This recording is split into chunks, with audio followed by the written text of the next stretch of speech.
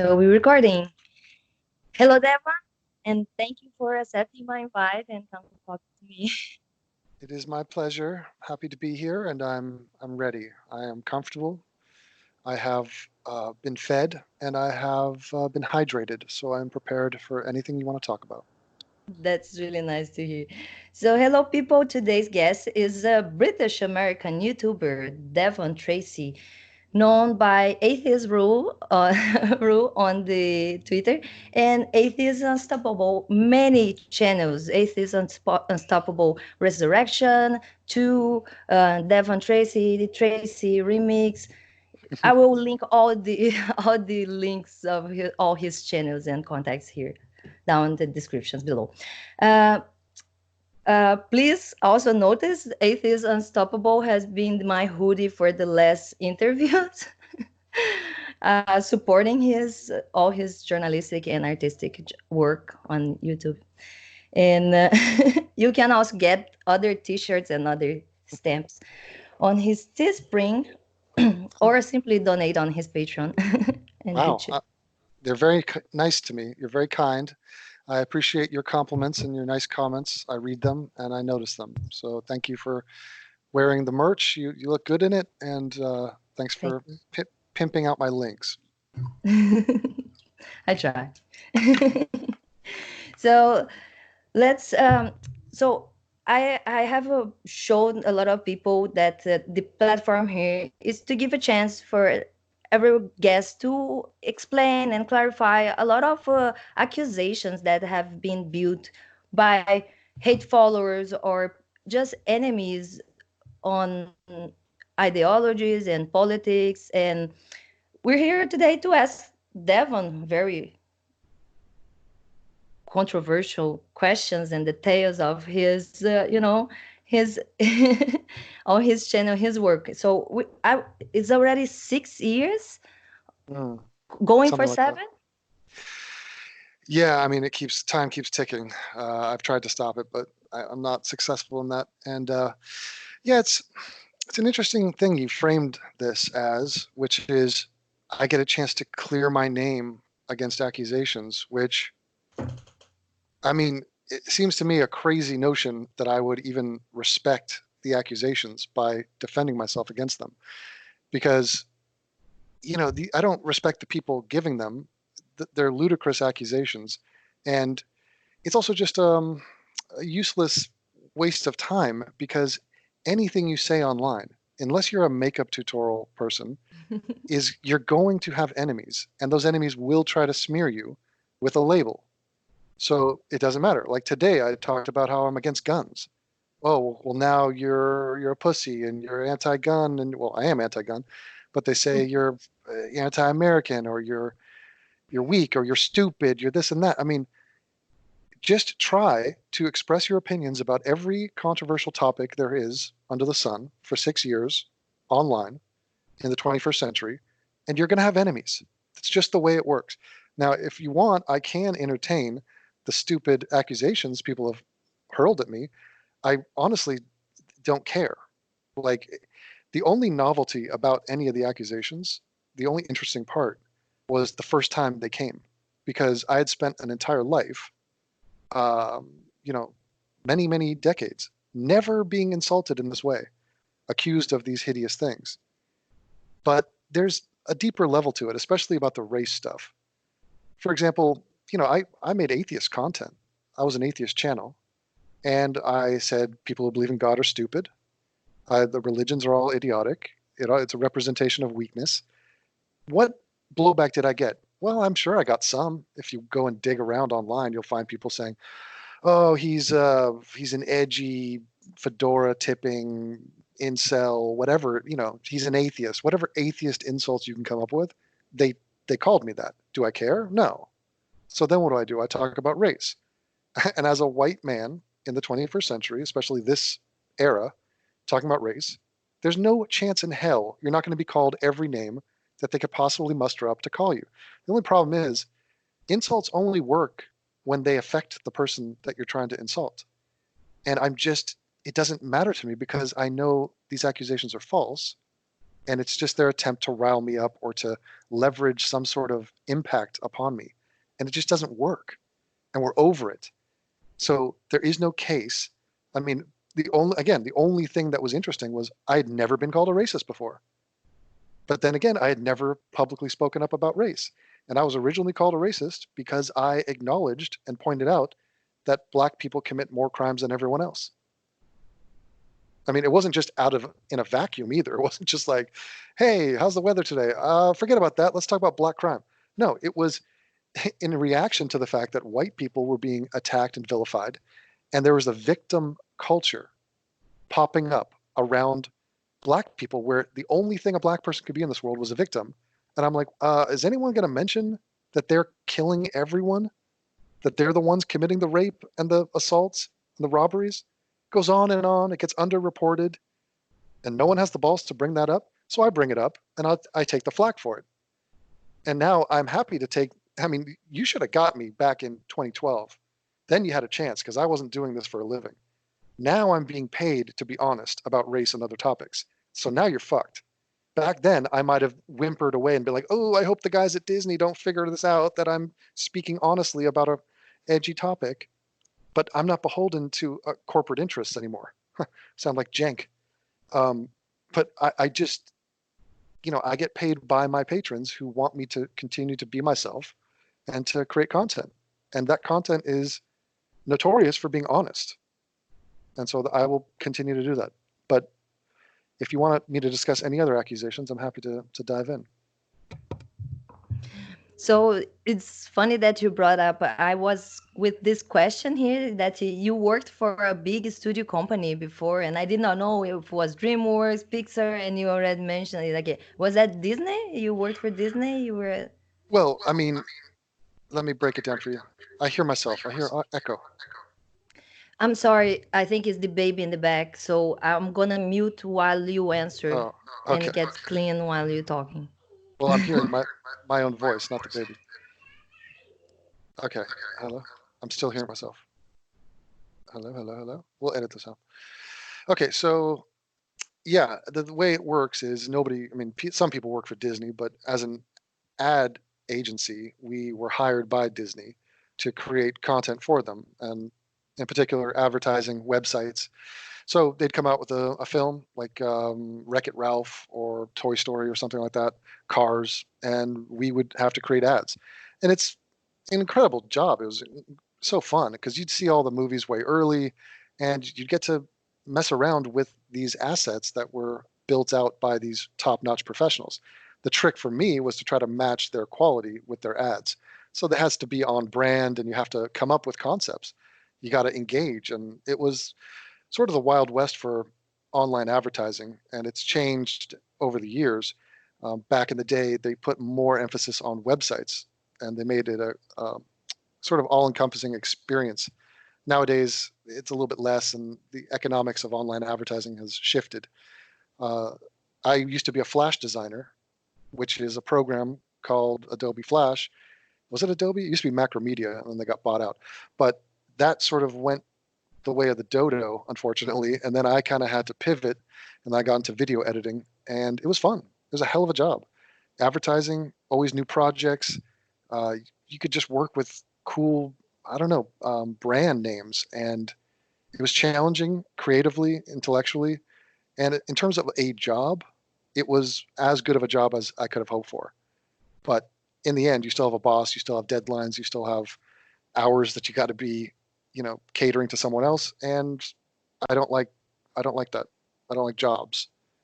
So, which is nice. That's like saying I don't like, I don't know, death, or I don't like, I don't know, just anything. But I'm not naive. Everyone has to work, but the job I have now is, I feel like the luckiest guy on the planet. Definitely, you have your independency, like, kind of like you make your own schedule and you produce a Mm. lot. Can you tell us a little bit about how works this mechanism of like your production? How do you do a little bit? You cut a lot of things before and then you do those live productions that are very entertaining. And it makes looks kind of easy. I don't think it's that easy or that fast. A lot of people comment that on the comments. Mm. Yeah, I mean, there's nothing easy about it. It's a weird way to phrase it. It because technically what I'm doing is clicking a button on my mouse in bed. So it's dead easy when it, in terms of that. But you would have to have my expertise and my mind, which no one else has. It sounds cocky, but that literally is why people keep coming back. You don't have my sense of humor. You don't have my insights. You don't have my stream of consciousness, my references, my sarcasm, my bite, my eloquence. These are things that are irreplaceable, and I am being paid literally for the value I bring to the table, which is me. I am me. No one else can be me, and I've marketed myself as me, and it turns out I am wildly adored by the entire universe. Now, don't be jealous. Don't be upset. That's just the way it works. So it's not easy at all. You could say the last Billie Eilish song was easy. What is it? She's singing into a microphone. I'm a bad guy. Din, din, din, din, din, din. That's easy. We can all do that. But we didn't think to do that. We didn't have the creativity to do that. We didn't have the style, the flair that she had, the idiosyncratic way in which she sang it. And so it's a million things coming together. If anyone has seen me create one of my videos, you know there's like 10,000 choices in there. But in terms of schedule, I wait until inspiration hits me, and then I create stuff. And then I balance that out with catering to my girlfriend, who will guilt me if I don't spend time with her. And sometimes I like to take a break and refresh. You can get burned out easily, and I do that often. But I do crank out a lot of content, and it's very interesting in terms of what topics I want to cover, because I don't, doing this 6 years, it's difficult. You got to keep pressing the envelope. You got to keep pushing forward, and it's very easy to fall into a rut and to rinse and repeat on a formula. But you have to take chances, and you got to nibble around the edges, even if it's a micro chance, like a baby step chance. Nobody's asking me to do stuff. Like, no one's saying, Devon, you got to do well, some people want certain topics to be covered, but no one's asking me to do a video on The Bachelor or on depression or on suicide or on sports or on MMA. So when I do something like that, it's a risk. I'm always taking risks. Every video I make, you're only as good as your last video. And if I bore the audience on my last video, I might get a second chance, but if I bore them twice in a row, no, they're gone. They're gone. My Patreon dries up and it's over. And I have to go back to being a dog walker or a bathroom attendant, something else, because this is no guarantee. This is a very lucky position to be in, and I respect that, and I'm striving my best to keep it going. Yeah, and you have done like so much and have created so many videos, including talking how to be awesome like you.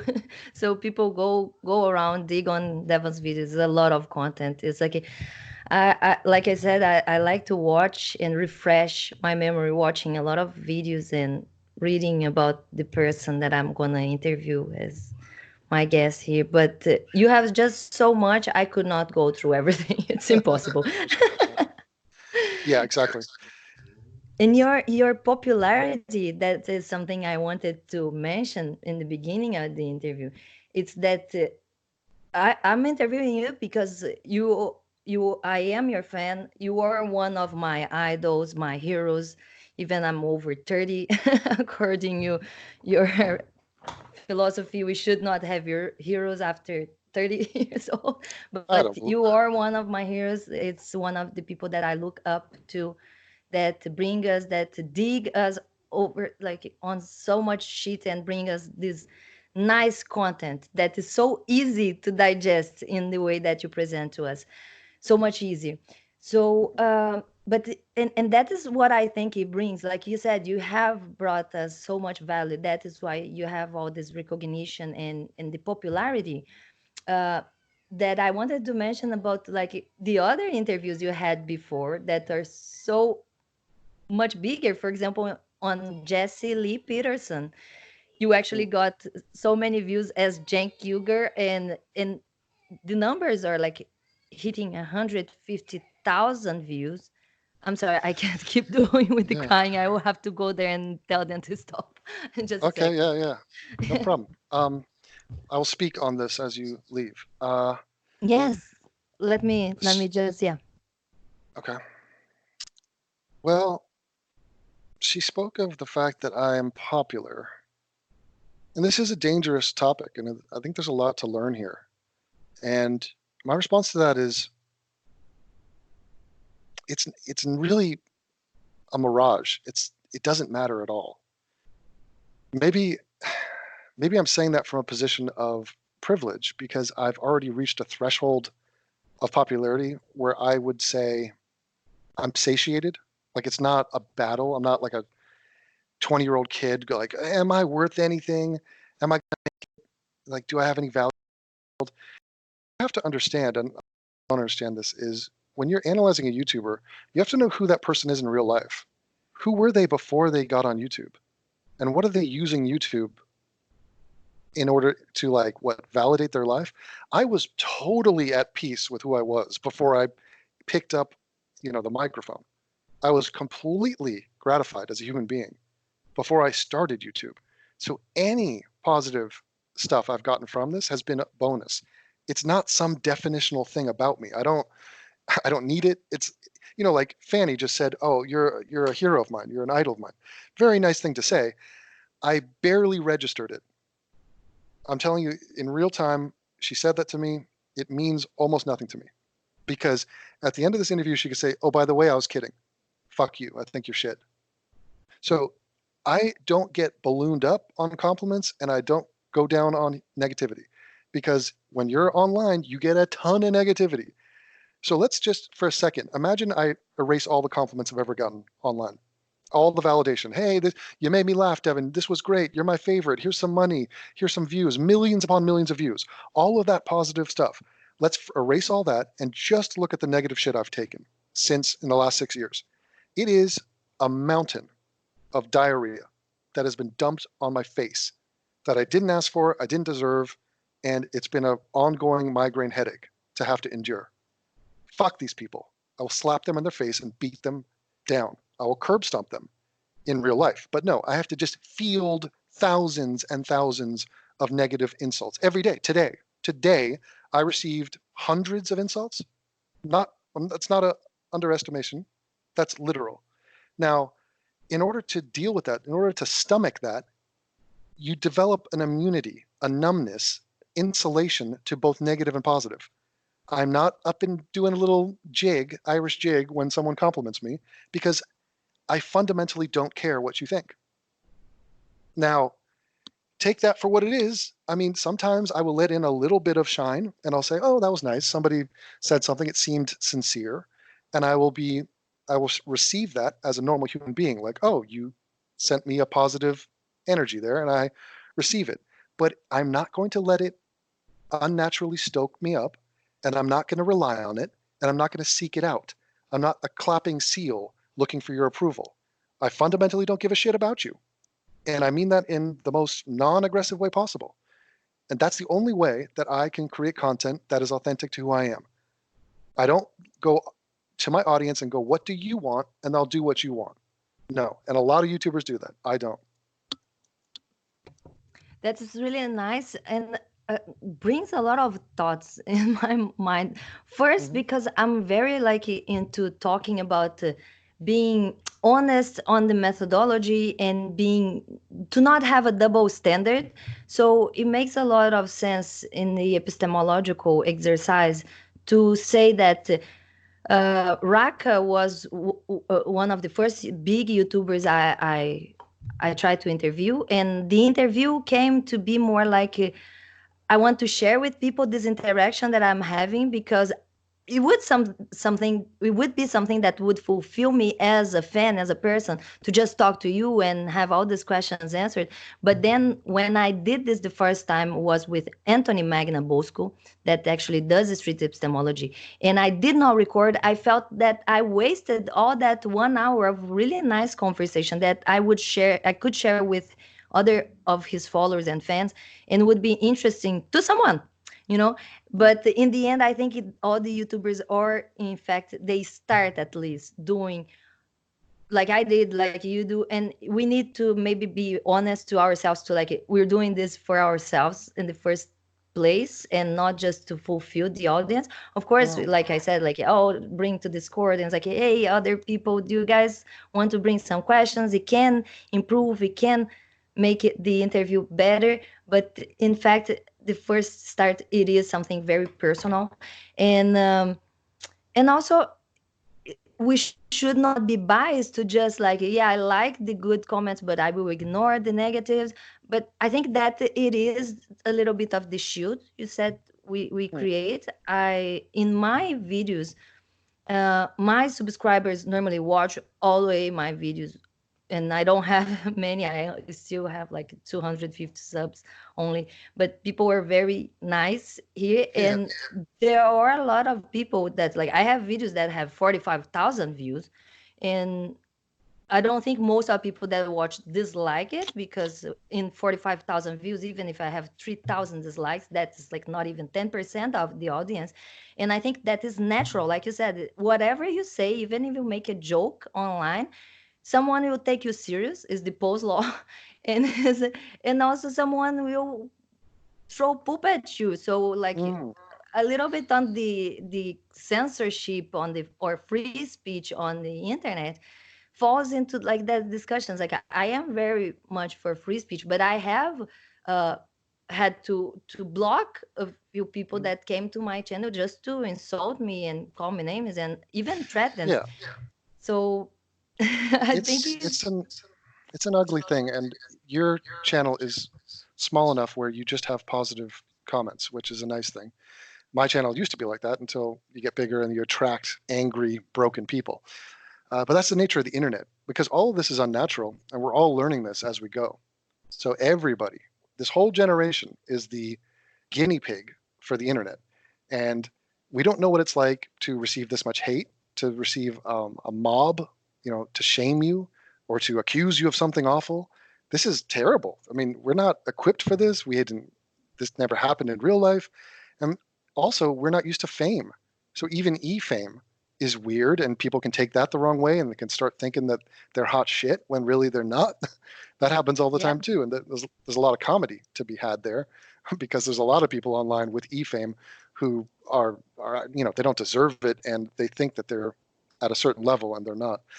So I sympathize with that, but also just energy is very easy to detect, and if someone is disrespectful and negative right off the bat, why do I have to endure that? And you come back, if someone comes back with a free speech argument, they can stick that up their ass. This has nothing to do with free speech. It has to do with common courtesy and respect. These people need to go to Japan to see how they do it there. I mean, Japan, it's interesting. I wonder what Japanese online culture, does the respect that they give each other in real life transfer over to the online world? I wonder.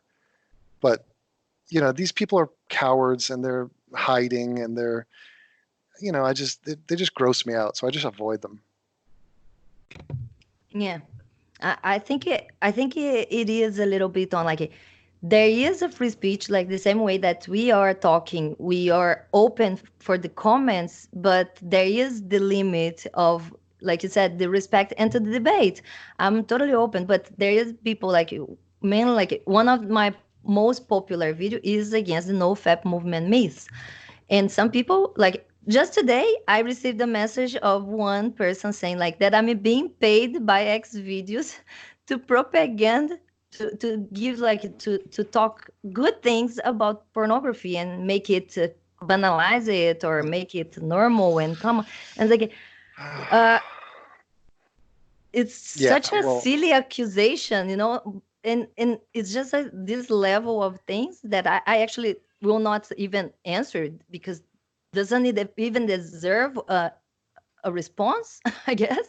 And well, I don't know or even what's worse, going on with that. misogynist things like, oh, you're The, just a woman, you can't talk about fapping because you don't have a dick. yeah, right. Yeah, I mean, anytime a woman talks about anything online, first of all, there's automatically going to be pushback, because there's tons of misogyny out there, and it's so real. But especially if a woman's talking about sex, it's just now it's super triggering because the guys that are going to react to that are guys who are not happy, they're not sexually satisfied. And so they have anger and they channel that anger out onto you. So if I was a woman, I wouldn't put up with any of that garbage. These people are losers. They don't even deserve to be in your presence. And they're just skid marks, and they ruin the experience for everyone. And this wouldn't happen in the real world. I don't know why we should tolerate it online. And that the whimpering of, oh, but my free speech, oh, you're scared to debate me or some stupid shit like that. No, I don't even want to recognize your existence. I want you to die.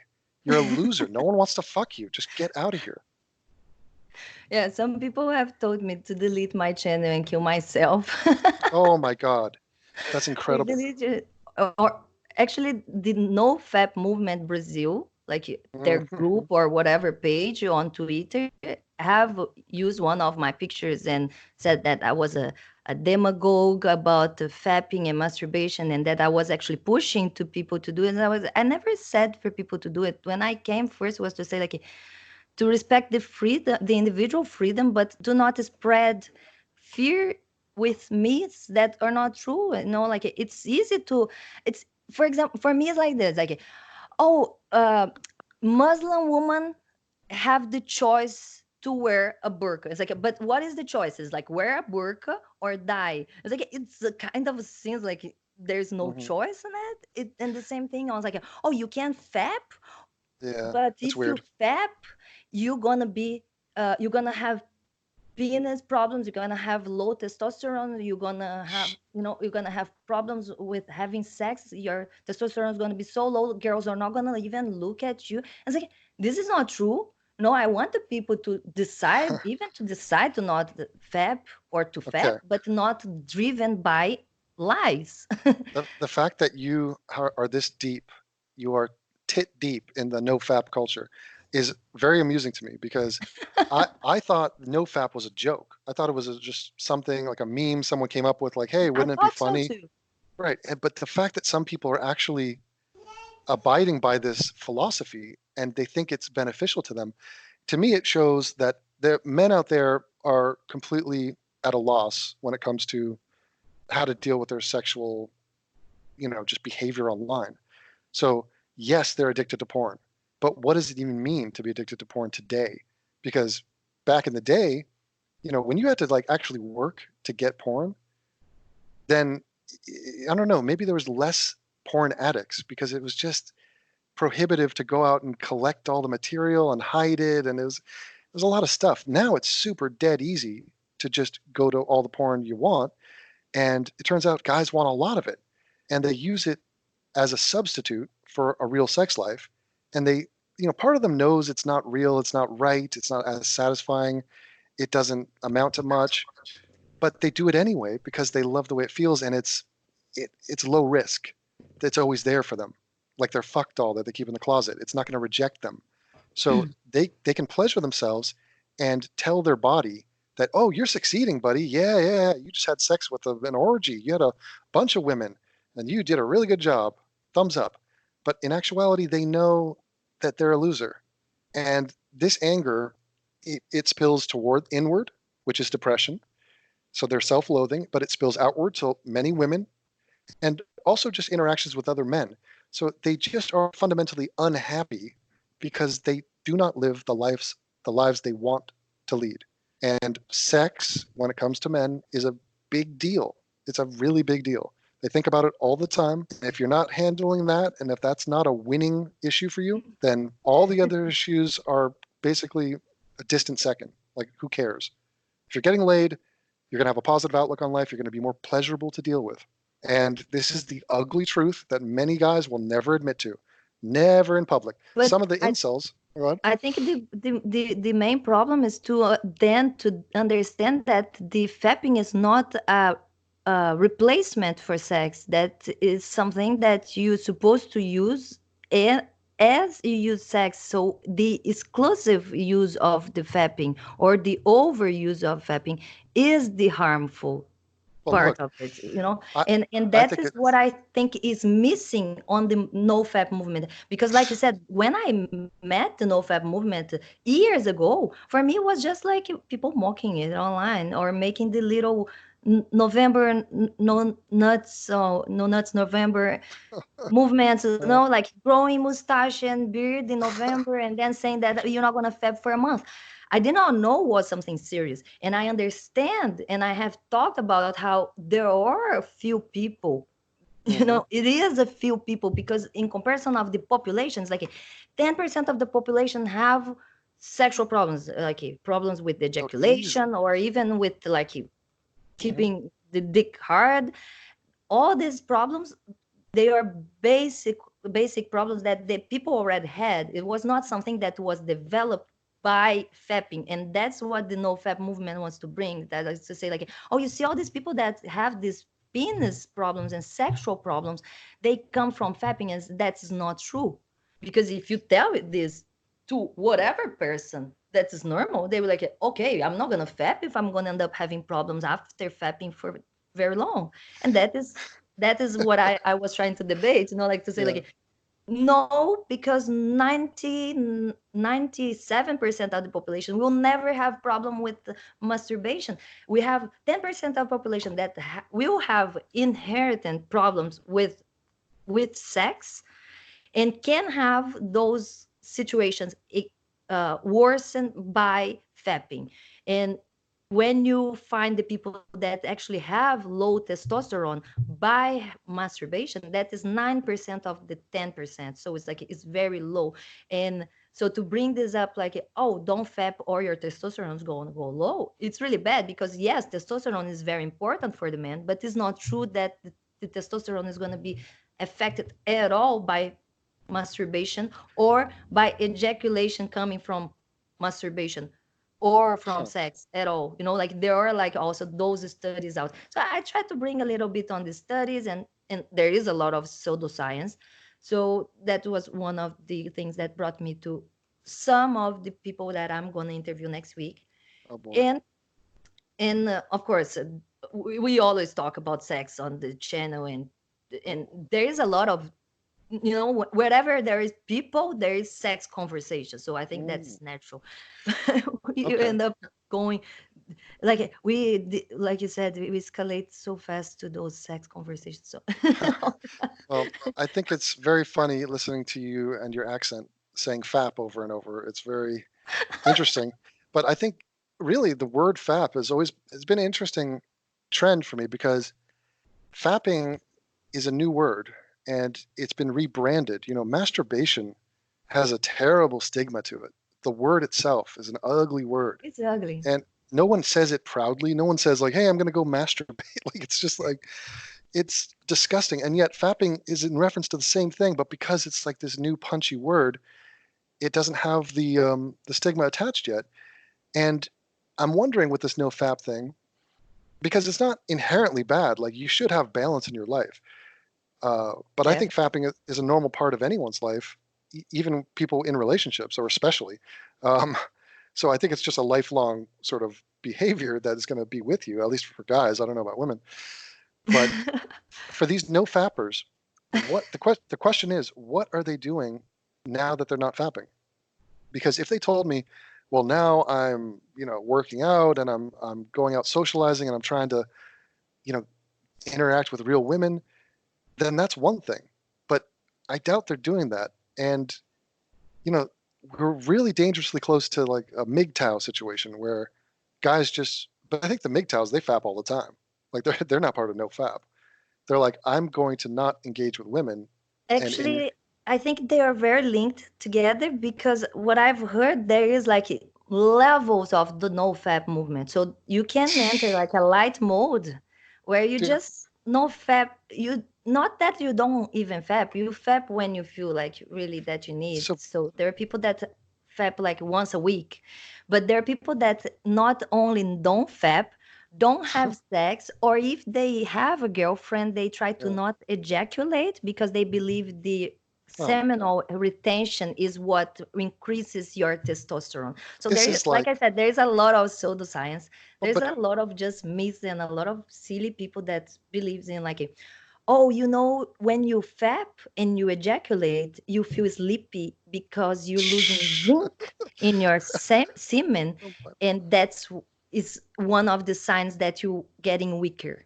Oh my God. So it's like your life force. You're just draining There your is a life force. lot. I've That's spent hours ridiculous. Yeah, but reading because who? they send like studies and stuff. But also, what I think is important, because there is a lot of people that are just ignorant or from very religious families, that the family says is bad and it's going to be bad for you. I've seen some posts on Facebook that they put pictures of penis, like different penises, and like in a degree, like going thinner, and saying like this is what happens when you fap, That's your ridiculous. Oh dick my God. gets thinner. Oh Not my that God. you're gonna get hair growing in your hands, but no, you're gonna get Uh, Wait a minute. thinner. It's the exact opposite. When you fap, your dick gets bigger. Like, what is this? Um, but like, who wants testosterone? What's this? We, why are we in a rush to get And more they believe in testosterone? a sex war.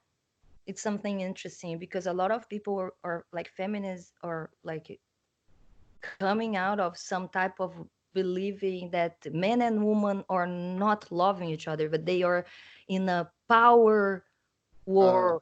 Like okay. woman So wants then men to fap and be addicted to pornography and fapping because then they are enslaved by their asses, whatever. that's It's what ridiculous. Oh my God. They're trying to make it's women like numerous the things. e the women are the villains behind this. This is a big conspiracy to try to Yes, suck yes. away the power of men. But wait a Hmm. minute. Men have instincts. Men are following their instincts, and this no fap movement is got to Yeah, be and that way is less what they than believe is your weakness. yeah. But That like I don't women even are abusing your weakness. They say, "Oh, women know we want to fuck them, so yeah. they want us No, but to slave us through sex." Ugh. this is just incel nonsense. This is just people being upset. It's sour grapes. It's people saying, I am mad that you, just whoever, whatever woman out there, is not sleeping with me. And I will always be mad about that. And the fapping doesn't alleviate this anger, and nothing does. And so I'm just bitter. And the only place they go to find safety in numbers is online, where they're just like, hey, fuck those women, right? Yeah, high five. Women are stupid. They don't fuck us.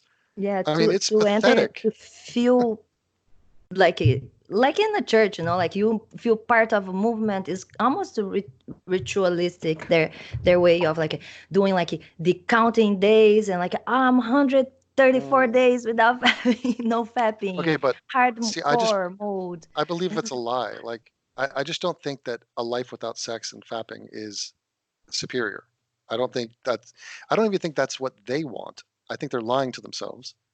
And I think that Yes, this is a mad scramble to get around the fact that, also the thing with porn is no it's one lives the porn life. So like when you when you look at porn, your life doesn't sync up with the adventures and the variety and just all the women and all that.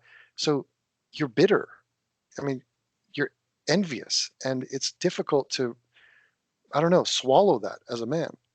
I think it's a lot of what you said on to be reasonable and understand reality, because I talked to a friend of mine that is doctor, and he had like a penis clinic that he would just receive young guys to talk about these issues and treat them with hormones whenever they had low testosterone.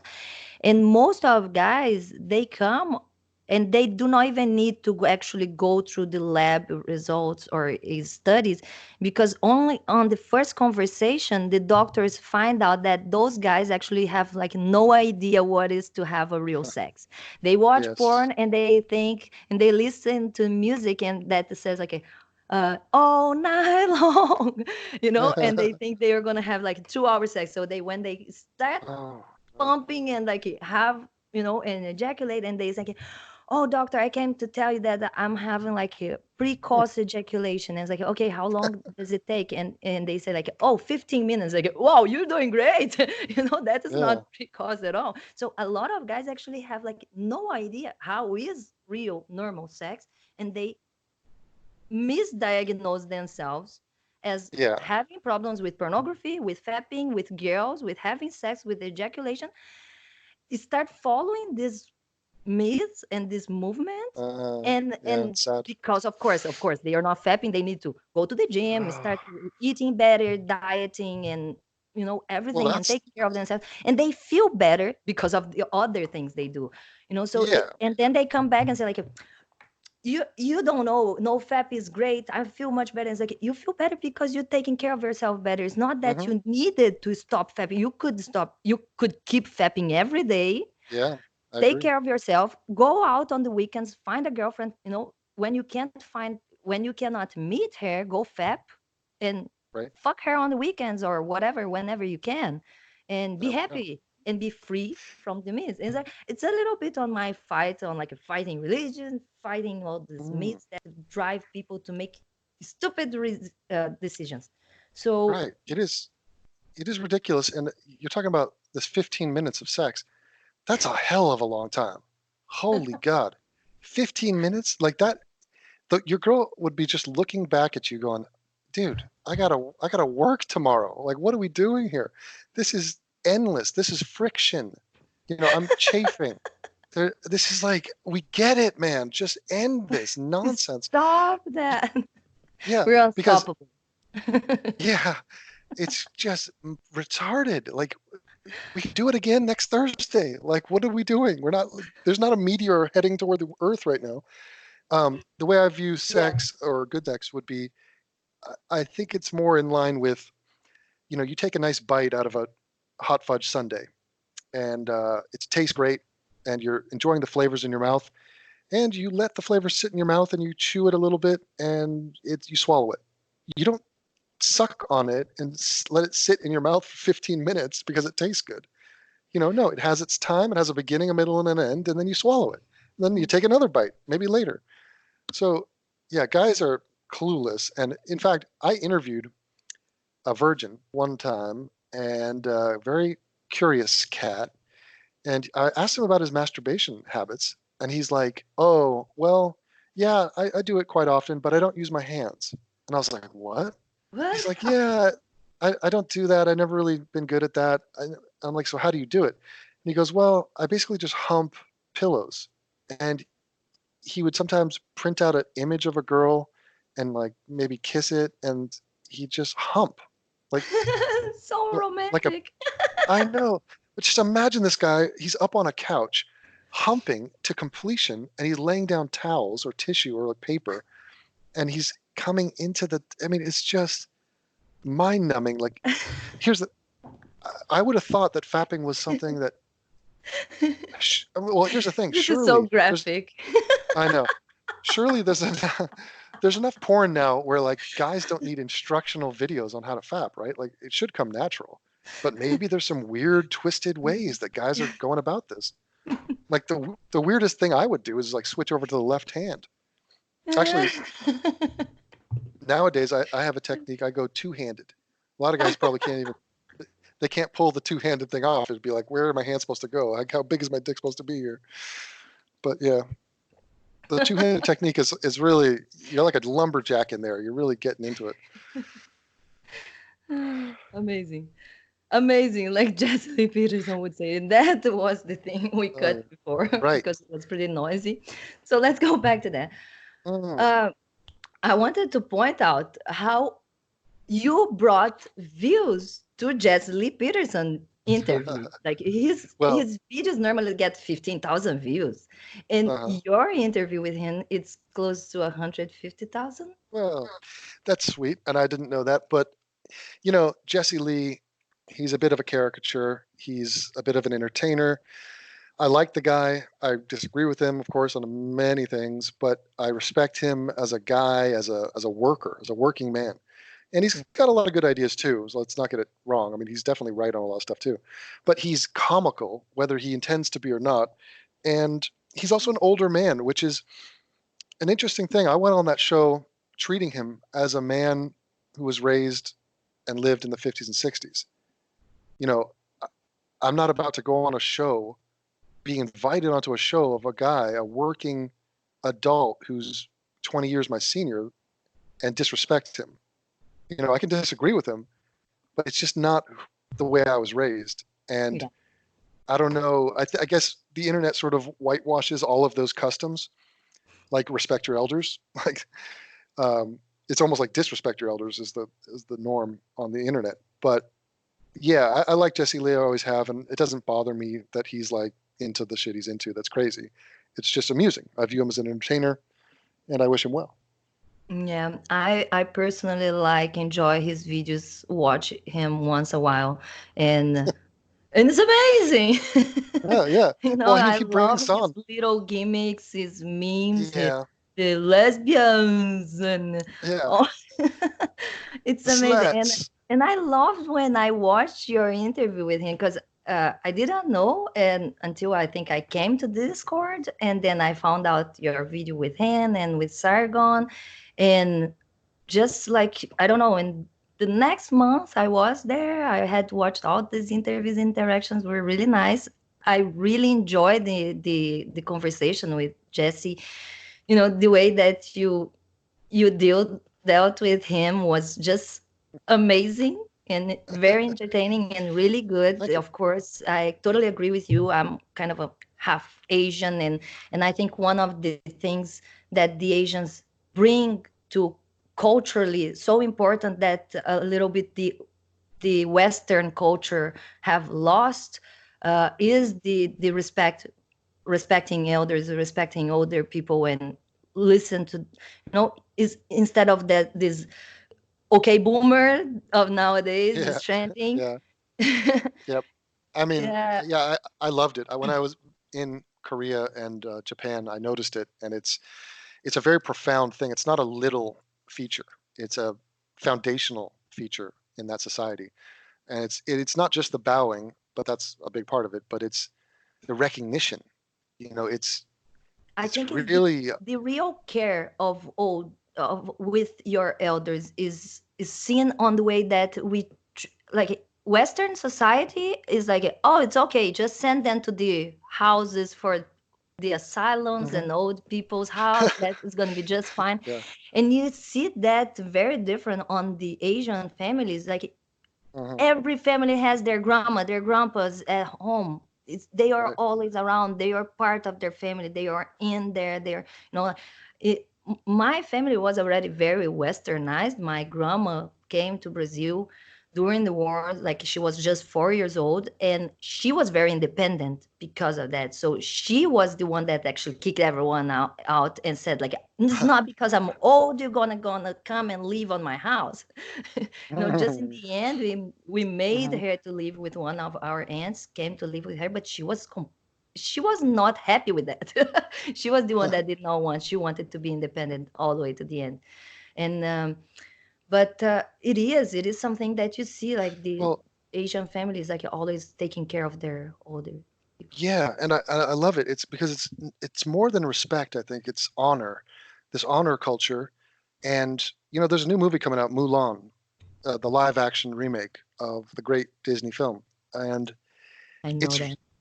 it's so. I mean, it's the trailer is fantastic. They've done an amazing job, and that movie is just flooded with moments of pride and honor. And the thing is, I think to give respect out to other people, you really have to have a well of it for yourself. You have to have self-respect.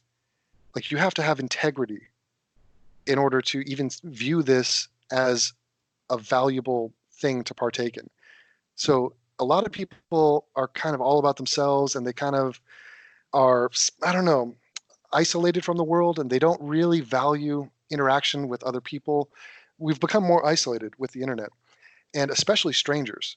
Now, I come from a big city, and you see this more in big cities where people just don't give each other the time of day, and it becomes, I think it like melts into your psyche a little bit. This idea that other people don't matter, you don't have to address them, don't have to acknowledge them. That's why when I was in Germany, I noticed a trend that the Germans do, which I found to be fascinating, and it was when you go into an elevator in Germany, a stranger comes into the elevator with you. You say nothing to them. That's normal. That's what I do. I'd never speak to a stranger in an elevator.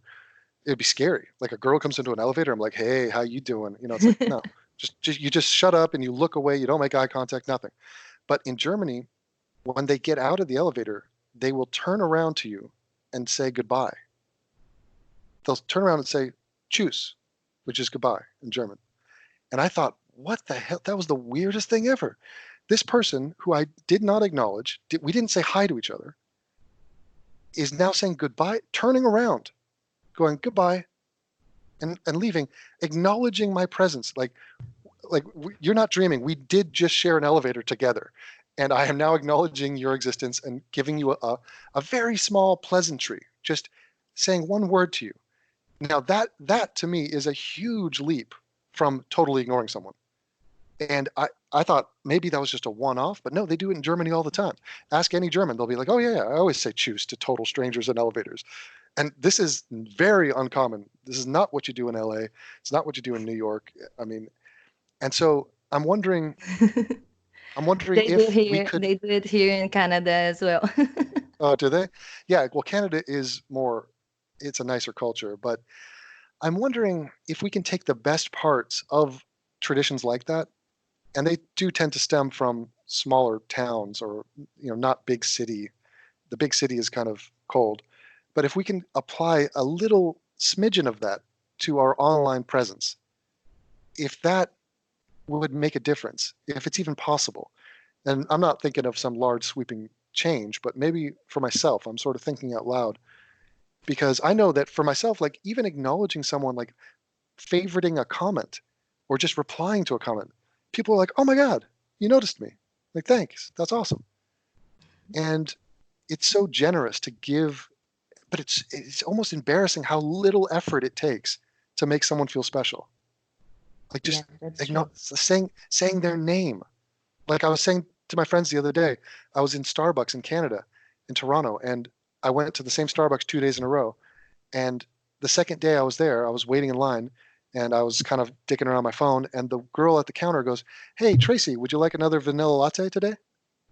And I was like floored that Wow. this woman she remembered my name, and it's like such a minor and easy thing, but maybe our society is that cold. What do you think? Do you think, or maybe it's just a byproduct of I where don't you know. live? Because you, I've never been in the United States. In Brazil, it okay, depends very much where you are.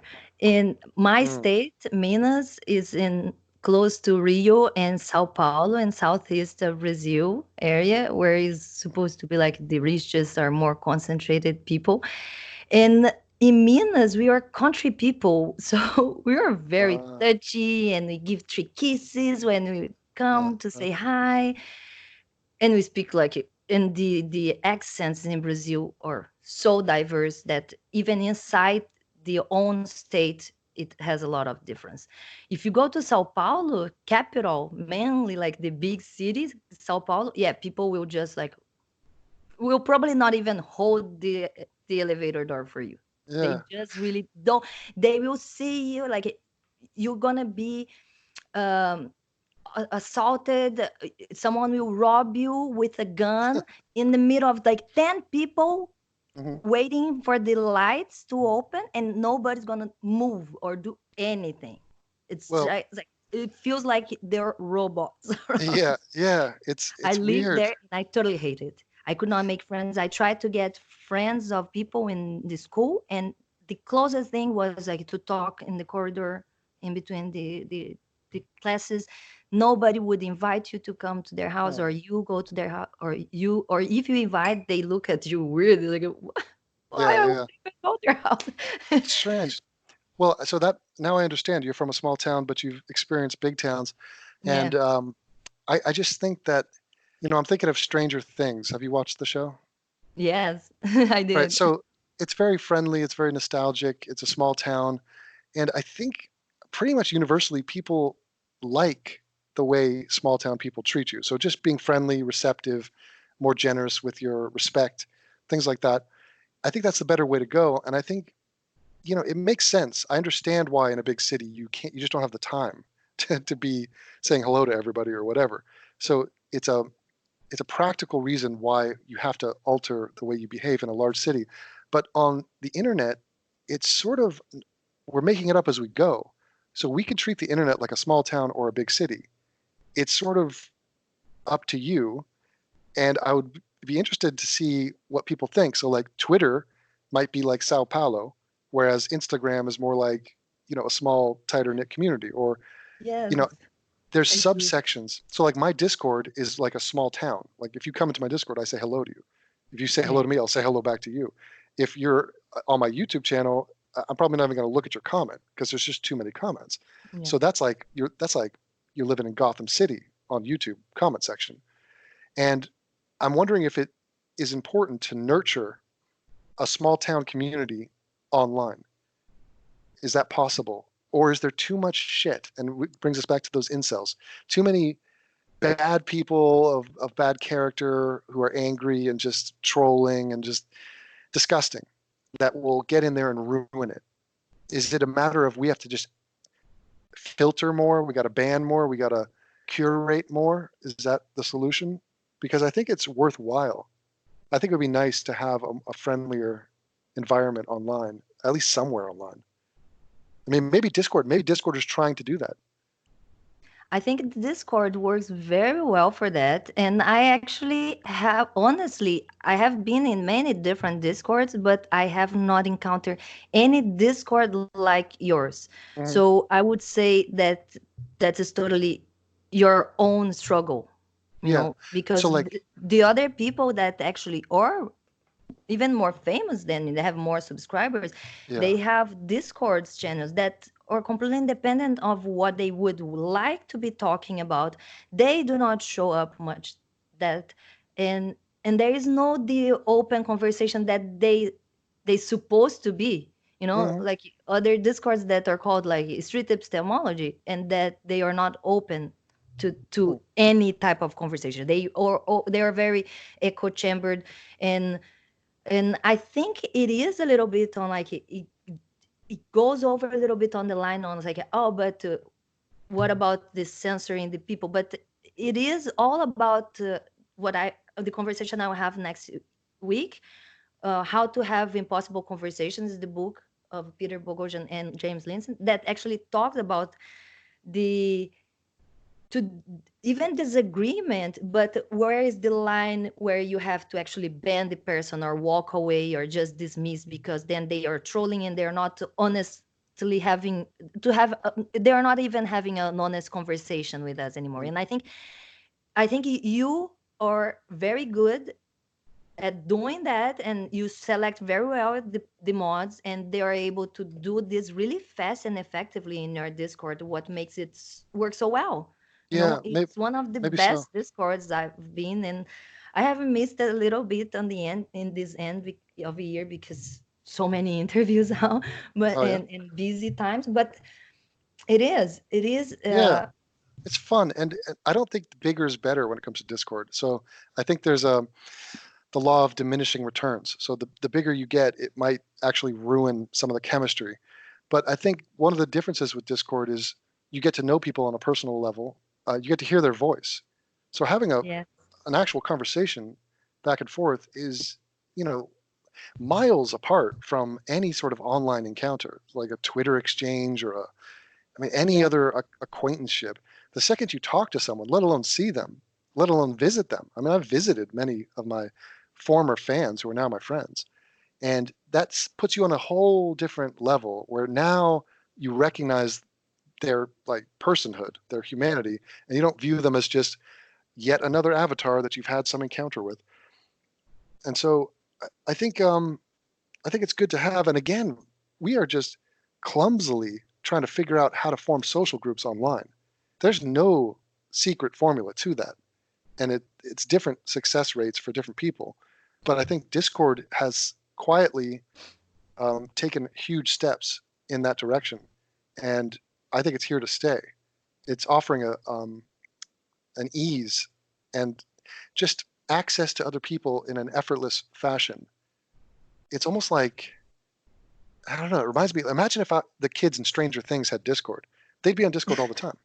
Like they had walkie-talkies, and that was their way of communicating. Oh, hey, I'm over here. You want to go out tonight, ride bikes? And instead, the Discord now, I think, I don't even know. Are kids allowed to use it?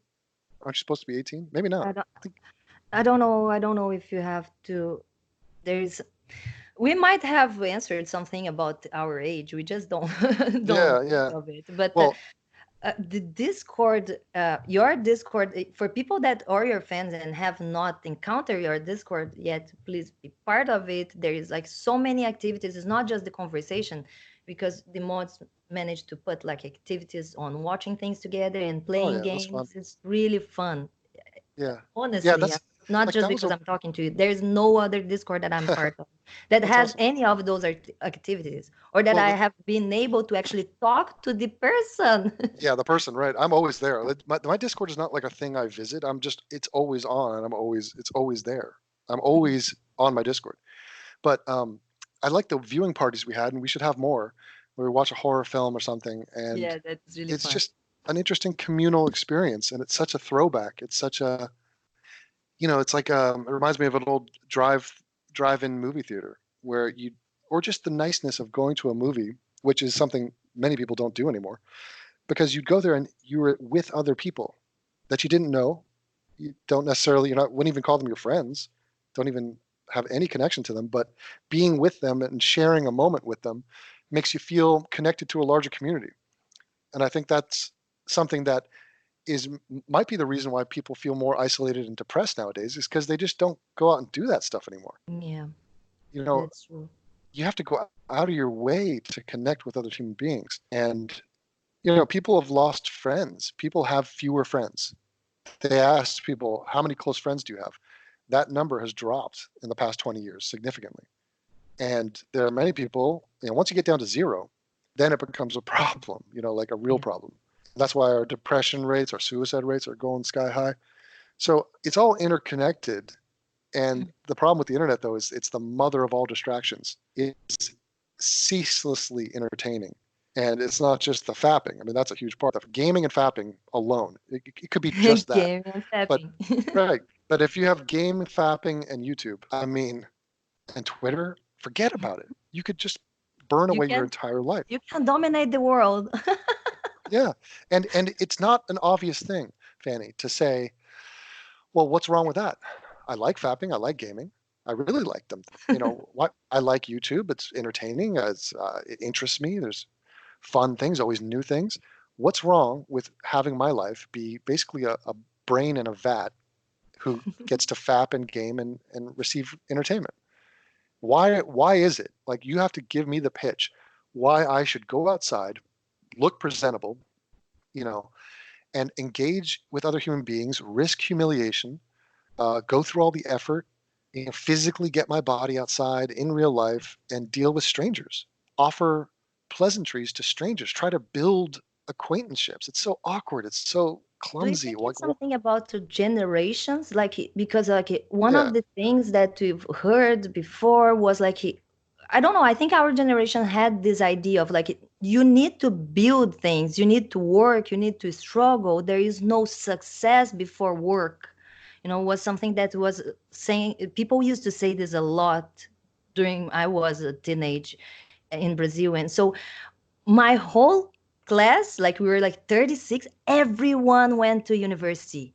Everyone got married really late and had babies. Some of my friends don't have babies, don't even, or they are in the 30s crisis because they are successful people that did not even get married or have babies, and they hmm, feel like there is some part missing, like their social life. But and there is this next generation that actually wants so much prizes, like the easy prize. So it's yes, it's easy to just fall into the gaming and to the fapping. That is the easy prize. But and they do not see that this is not fulfilling, and that's why they end up in depression, and I end up in yeah, these nihilistic thoughts. That's because that's not like how life works. So you have to have what you said, the balance, the control. And I hmm, think it brings a lot on the philosophy. I think there is a lot on the breaking out of religion and try to be more reasonable and be also more individualistic, because people are just always victimizing. It's all about what you also talk about. When my life doesn't work, it's probably the girls don't want to fuck me. Oh, they are evil. yeah, yeah. I don't get the job. Oh, my boss is racist or whatever. It's just so easy to blame people and to try to Mm, get easy prizes instead of no, it's my responsibility. And I think that is a lot of on more philosophy on individualism, on I don't know if well, people keep I've watched Sargon talking about individualism that is bad because it's selfish, but it's not selfish because it is humanistic on the way that is like any human can do whatever they want. It just depends on their struggle. And we are here actually admiring, acknowledging the people that do better. We do that all the time, a Hmm. little bit on the meritocracy and Well, yeah. yeah, I think those are interesting points. I think the new generation, well, I think all of us are given a real good start in life in the sense that we go to school and we're surrounded by people. And that really socializes you. It really gets you connected with others. And it's a safety net. It feels comforting to know that every day you have a whole cast of characters that you get to see and be with and sort of live your life with. Because life is very dark and isolating. And if you don't actively try to not have that be the case, it will be the case. And it's grim. And so once you get out of school or even in college, if you're not active, if you're not with groups, if you're not with people, then and now with this mother of all distractions, the internet, you can easily pull back from any engagement with life. And I see that this is probably a massive trend. And it's difficult. The thing is, like, it's hard to make friends as an adult. It really is. And one of the things, a sort of unintended consequence of my YouTube channel, has been a very easy method to make adult friends, not just for myself, but for all of my fans. It's true. So they come in and they're like, there's no way, like even me and you talking, how do I know a Brazilian girl living in Canada? Who's not my wife? Like, what is that about? Like, we didn't meet on Tinder. Like, you don't just make friends with people. It's just very difficult. And so I think that YouTube and Discord has been an incredible asset to people. Like Phil Anselmo, when am I going to meet this guy? It's so weird, but somehow if there's a YouTuber and we're both fans of this YouTuber and now we're chatting and it's all casual, and that's how it is in school. In school, you make friends because it's so easy and effortless and casual to just spend time with them, and there's no pressure on it. You're not on a date, and so I think it's just a good project to be a part of to try to utilize this new opportunity to make adult friends, both male and female. So like non-sexual female friends that's an interesting thing. It's an interesting thing to have, and it's very rare to have that for most men. They don't just have, oh yeah, here's my 10 platonic female friends. Nobody has that. No, it's But they very like, rare. yeah, but it's, I was always like kind of like out of the box, I think, because like uh, a Brazilian that is like my father moved to Minas where there is not so many Japanese descendants like in Sao Paulo. He came from Sao Paulo to Minas. We were so rare that when I was born, my parents tell me that people would knock on their door to ask them, so like, I've never seen a Japanese baby. Can I see your baby? People that they did not even know, that they do you did not know them even. do you know a guy named Lyoto Machida? No. Oh, he's a famous fighter, and he's a Japanese Brazilian guy, and he's from Belém, Belem in the north. Okay, Belém. Yeah. Belém, yeah, yeah. Yeah, He's my a father great has guy. lived there during his university, one Oh, or did he? 2 years. Yeah. Oh, They ask him had if he like knows. a project that people in Brazil could travel to north to help because there are very poor communities in north of Brazil. So like people that actually cannot pay for doctors. So they send the students to do like voluntary work for months there and help the community. My father was Yeah, there during what are the his college time. what are the Japanese doing in Brazil? It's far What away. are the Japanese people were running away from the wars, and the Japanese, yeah, Before or after? during the wars, yeah, apparently the Oh, government bought a lot of land and sent a lot of Japanese people to Sao Paulo, in between Sao Paulo and Paraná, so southeast and south of Brazil. They located a lot of families there. And yeah, because my grandparents' families were located there. They met in Brazil and they had babies. And yeah, that's how so they started. And there's because a I big know Chinatown in Sao Paulo, just like we have all around here oh in yeah, Canada. I know a lot of Japanese went to Hawaii and Seattle and San Francisco and California. Yeah, we have all of them. That sort of makes sense because it's, the first land basically going west from Japan. But I wonder where else they went. Is there a Japanese diaspora? Is that the word? Are there My Japanese all over the planet? Yeah. Oh, I don't know. In Brazil, they like, for example, my father was born in this city where they actually was called Nu. I New don't remember Tokyo? something about being Japanese. I don't know if it was New Eastern area, something like that. But then they changed for more Brazilian name later because trying to integrate really. And in the Liberdade, what is called the Bloco São Paulo, it's translates for freedom. So So it's have not you? just Japanese. There is a lot of Asians in Liberdade. Yeah, I love the Asians. Have you been to Japan? No, I've never been in Japan yet. What? Yes, Oh I my would God, love to. Fanny, Aunts, Fanny. uncles, and cousins have been. My sister speaks Japanese and probably will be But in Japan in the next few weeks. doesn't that trip have to happen? I mean, this seems like the most He logical thing in has the to. world. Wouldn't you, are you excited about it? Do you want to One go day, there? I hope so. I mean, would you want to take your child, or would you leave the child behind?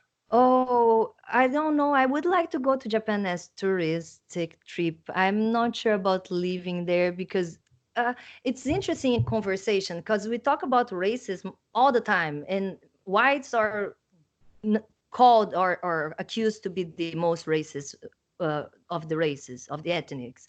Uh, when we actually have like I would say like the I don't know because I know a lot of blacks that are very racist in Brazil and Hmm. openly racist. Like they call blacks blacks, and it's like I don't like blacks, and it's like, but which color are you? Like I have been in front of these people, worked a lot Uh-huh. because yeah, people there are more brown than around here, but uh, Japanese people are very racist, like not only like with black people, because like my grandma was very racist, I believe, like not very racist, but racist on the way that say like to tell my father like, don't get married to a black woman because your kids are not gonna have nice hair.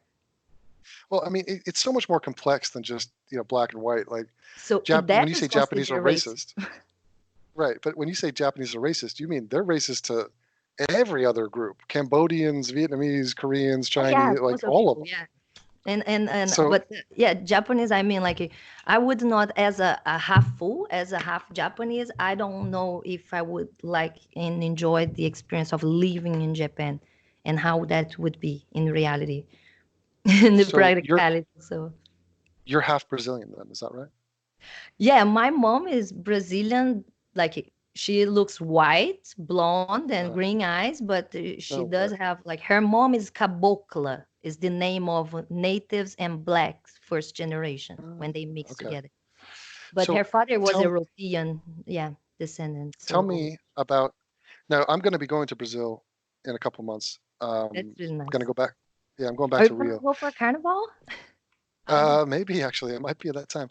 But Oh, tell me your perspective on race in Brazil, because part of it seems like they all get along, but there's also an interesting split between the European-looking Brazilians, the more Portuguese. Like on television, I noticed that most of the hosts are white-looking. Like that, like the news anchors and things like that. Whereas the more ethnic-looking Brazilians, I mean, are there different classes, and how troubling is racism in Brazil today?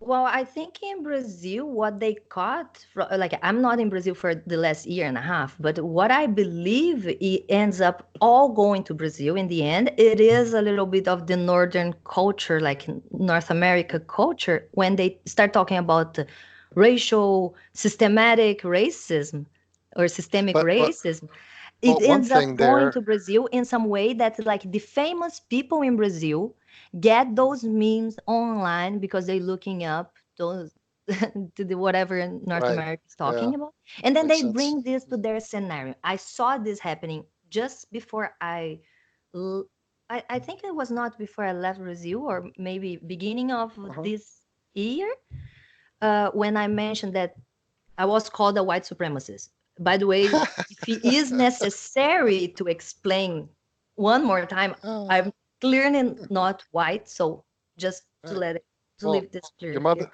your mother is blonde, so you're a racist. Well, her mom looks more native, and her grandma was black, so I don't know. It's like it's difficult, you know. Okay, Like so you need to prove, like you need some blackness blackness card or black card or blackness certificate. let, let me ask you though, do Asians do well in Brazil like they do well everywhere else?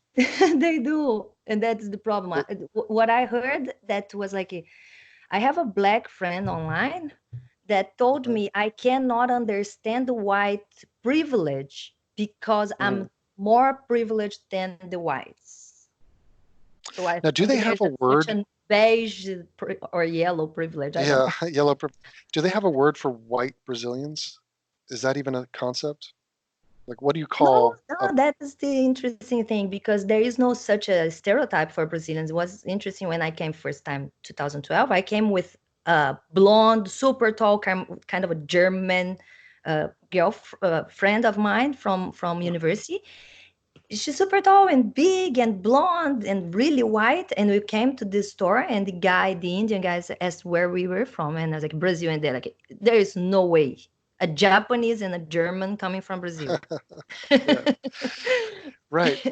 Yeah, So there's it's weird no that you stereotype. mentioned. Depends where you Yeah, are. If you're talking about north of Brazil, if you go more like northwest, like Amazon, and close to yeah, Bolivia, they will be very natives. In center west, you can find some too.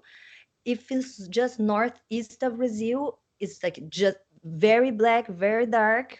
It's where the slaves were concentrated, and some right. on southeast of Brazil. So in southeast, where I am from, is very diverse, very diverse. There is the Well, difficulty in Brazil that I saw when I was kid, and I was mhm, protesting this racism, was because black people would make jokes of Japanese people, and I could not yeah. make it back. And I was like, but Ah, this is racist. And everybody pointed like, oh, but we can't, black people can't be racist. And I was like, this is crazy, that's man.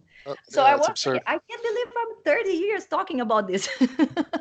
So my impression of Brazil from the outside and from just seeing Brazilians uh, in fighting in the UFC is that it seems like they accept each other as Brazilians. So, in other words, to be Brazilian means something Yeah. regardless of their race. So they accepted this guy, Lyoto Machida, this Asian Brazilian, as if he was no different than, No, a there's black. A, no color identity for Brazilians. That's definitely something that they were not connected like to Brazilian yes. stereotypes.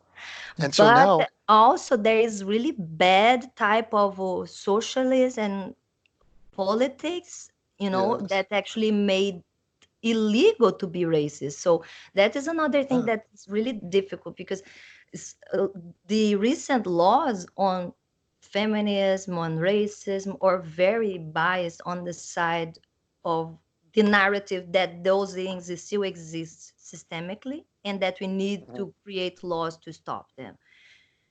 Well, I think it's a terrible shame that you were saying that the Brazilians are picking up these ideas from North America, you know, to divide. So some of the worst ideas they get on the internet, they spread, and then they come down to Brazil and they ruin something Yeah, that was didn't need to be ruined. yeah. I think that's a dangerous thing. Another unintended consequence of the internet. You have super easy for ideas to go flying around the world at the speed of light, and bad ideas fly just as fast as good ones. It is an interesting approach on the thing on the racism because uh, around like 2010, I think I was in university. People were talking about a few cases of like racism. So like a white soccer player in the middle of a fight with a black soccer player calls him monkey. Yeah, it happens all the time. And then it started a conversation about creating laws to punish people for being racist. So it is prison time in Brazil to do any racist slurs, jokes, or Mm, anything. But my point is like that justice doesn't judge intentions, and you say, I say, in the end of a fight, it could end up in ridiculous results that are not real, no, or should not even exist. They did that with the racism and with the transphobia. So yeah, the same thing is mhm. like calling someone faggot or gay.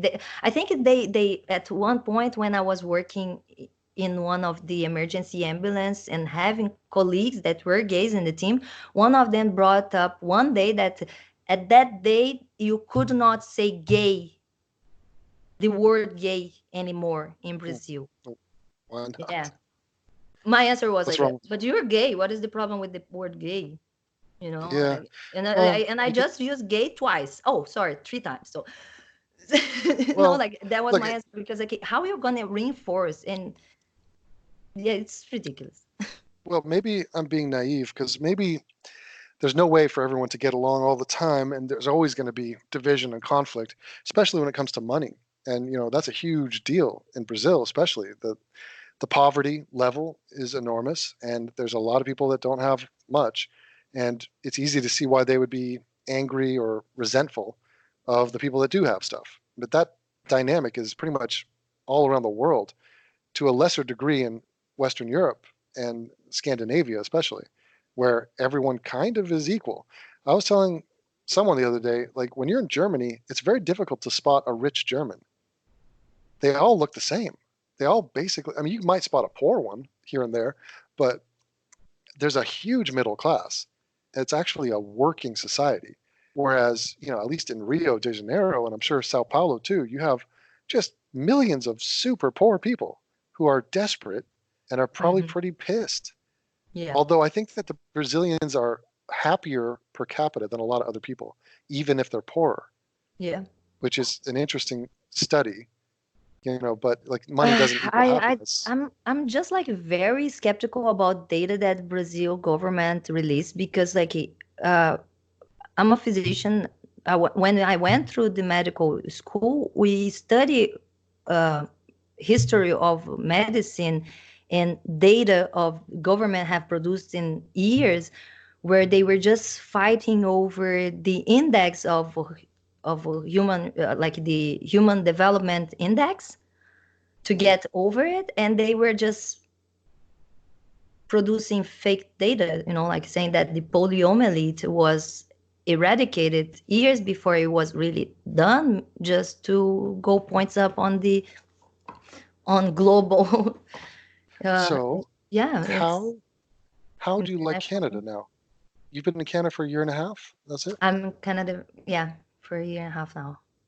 It's So you're pretty nice. you're People here are really, like you said, polite. They seem to care about each other, but in a way that's not so close like Brazilian. So of course I don't feel like home, and I don't have like yes. and so many friends as I have in Brazil, but I Oh, feel very comfortable. And the reason I came here at first was not just to feel home. So I think I have a very different idea of immigration from other immigrants, and uh-huh. mainly the ones around here, because here we have like a lot of communities that seem to really want to change the view of the place and the people around. Mm, I don't know if I'm like the same type of immigrants that my grandparents were when they went to Brazil, and I think that is one of the distinctions that I think needs to be done nowadays on the fight over colonization, immigration, racism, or open borders, because it's like what my grandparents did. They were really immigrants to Brazil. They were actually refugees. They were during war. They were coming to this other country where they were safe. But as soon as they arrived there, they became part of that. They followed the values and the rules and the uh-huh. laws. And they also, like my father, for example, has a Brazilian name. He was the first generation there. My grandma did not decide to put a Japanese name. She wanted him to be Brazilian. They were living in kind of a colony, so they were all Japanese in that city. but there was that intent of become part of the place where they were, and I think that is a little different when I see a lot of other immigrants that come here. When Now, I came, for example, I came because I wanted more security. I think the place is oh, safer. I want a better education for my daughter. And I okay. want to be part of them. And I don't want to bring all my family, my friends, and my entire country here and change their Mhm. culture and their look, Yeah, yeah, that makes And I sense. think a lot of So people do that. So you it's are you're planning on staying there, is that right? uh for now, yes, I would love to travel around. I've thought about going New Zealand before, and Oh, maybe ultimately even go to United States, depending on politics. but you're so I close to want, the United States. Wouldn't yeah, you go I there know. I first? am like really driving distances to the border. But you've never been. I've been in the United States at the airports, at some airports, and Yeah. crossing the border here to go to a Mexican restaurant. Really, I really? have a Okay. plan. One day I will do it like a trip and go visit my friends in the United States that I have met a lot in your channel, and I also play online, and that's the other way that I make friends online, chatting Do with you playing video games. do you will you have another child? Is that part of the future? I do have a plan to have other kids. I would love to have more kids. Really? Yeah. Interesting.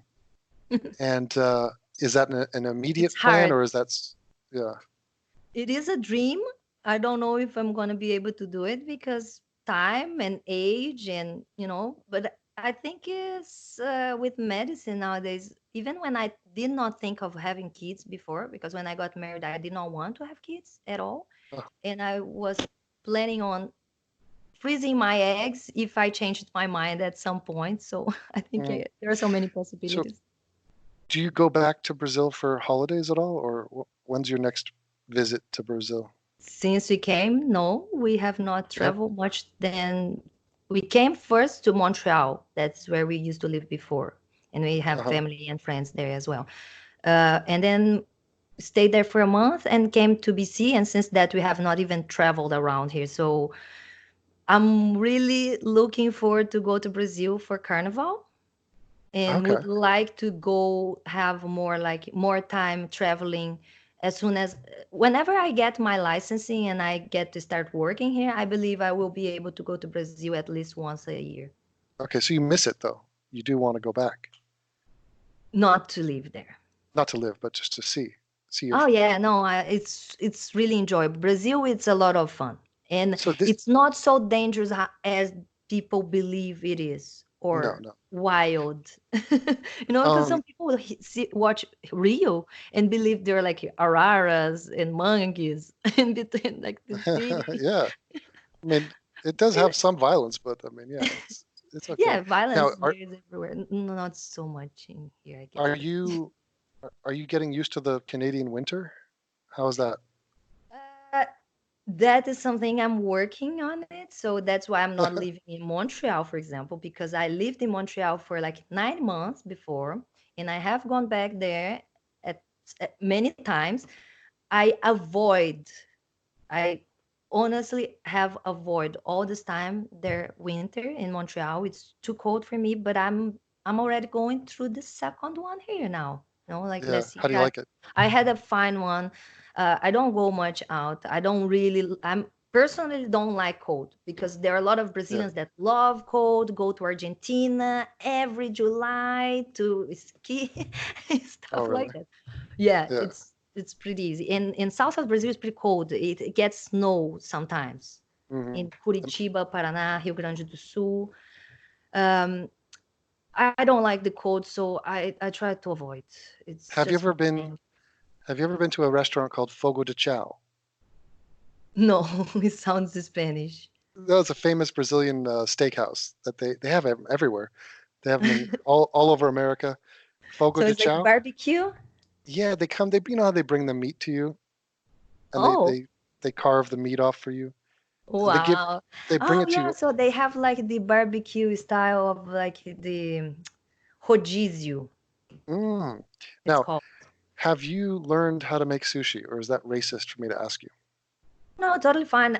No, I have not. My brother is really good at doing this. I was the bad Japanese kid, that did not learn the Oh, language, did not learn sushi, okay. just look like Japanese. And I appreciate their culture. I think it's really pretty. I love the origamis. My sister is really good. She has a studio of origamis that she gives courses, and she makes products out of origami. So my brother, my sister, they were very racist in the Japanese thing. They even Mm. tried to date Japanese people. My sister, she dates a Japanese guy that his family did not want them to date at first because of racism purposes. So and as but I was never into it. I was really okay. Brazilian in that way. I was into other things. So as a Brazilian woman, have you adopted the culture in terms of tattoos? Because so many I have do. tattoos. I do Do you? have you. Do I you have was a them? tattoo artist. Oh my This is God. something you like. It's almost like Wow. you are the one that is I actually knew. interviewing me because Yes. you finding out some secrets. No, it's not a Well, secret. I used to do this commercially. I made interesting. money. I Wow. made money doing that. So did you do them on the forearms? Because they all seem to love them on the forearm. No, I have no tattoos on my arms. I was trying to avoid because of I already thought about medical school, and my mom always Okay. advised me that doctors do not look good. If even like the piercing on the nose, some Yeah, people right. would stop me and say like, "Oh my gosh, doctor, you have a piercing on your nose." And I was like, "Wow." I tried to use. Today I'm using a big one, but when I was on my shifts, I used to try to put the smallest possible, and people would point it out. So Mhm. it's really scary. Brazilians are very prejudiced with the tattoo Okay. still. But So yeah, you I went hide your really early. tattoos. You're My first was when I was 14, 15, I think. uh-huh. And it was the biggest one that I have in my back. That is like whole back. And people believe is Whole a back. upside down cross. So people think Wow. I'm an atheist and have an upside down cross. It's not a cross, it's just a tribal. That's so And I cool. have a few other ones, and I have two that I made myself. And Was that so difficult to give yourself a tattoo?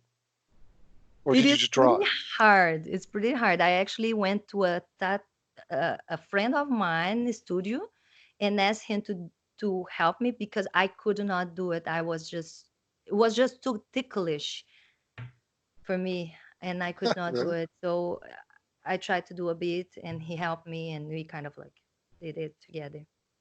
Yeah, that's so cool. You have such an interesting life. It's almost I like you was were weird. I was created. always weird.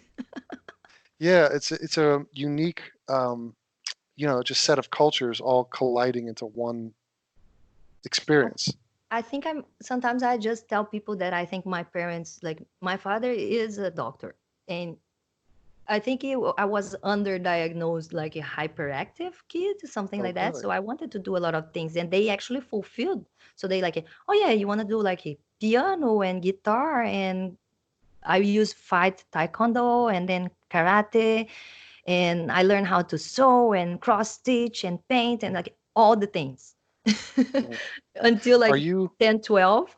And then I was like, I don't want to do any of those things anymore, feeling like, revolted uh teenagers. They don't want to do because they feel like everything they're doing is for their parents and not for themselves. So I stopped Oh, doing most yes. of the things. Now I want to go back to a lot of things just because my daughter, like the music instruments, I dropped everything. I was really good at piano and guitar, and I just stopped totally. And do you But you feel bad about that? You want to go back to it? I would like to go back to the music for sure. Yeah. Mhm. But no, the um other things, no, the crafting I kept and I used to do. I did a lot of things for my daughter when I was pregnant of her, and still do a lot of crafting, drawing. Have plans of learning design and animation in the future. The YouTube channel was something that fulfilled my empty time because I was just taking care of my daughter at home, and I was like, yeah, I don't know. I feel that need of producing something, and as soon as I was going after all these interesting people to talk to them, I wanted to share with other people. And the channel has been a success so far. Like even if it's like That's small awesome. and I don't get subscribers that much, I Mhm. still feel like it is nice to have it Well, done. I liked your interview with David Silverman. I saw the whole thing. Did you like that conversation? Did you think it went well? What was your impression now that it's been a couple weeks or months?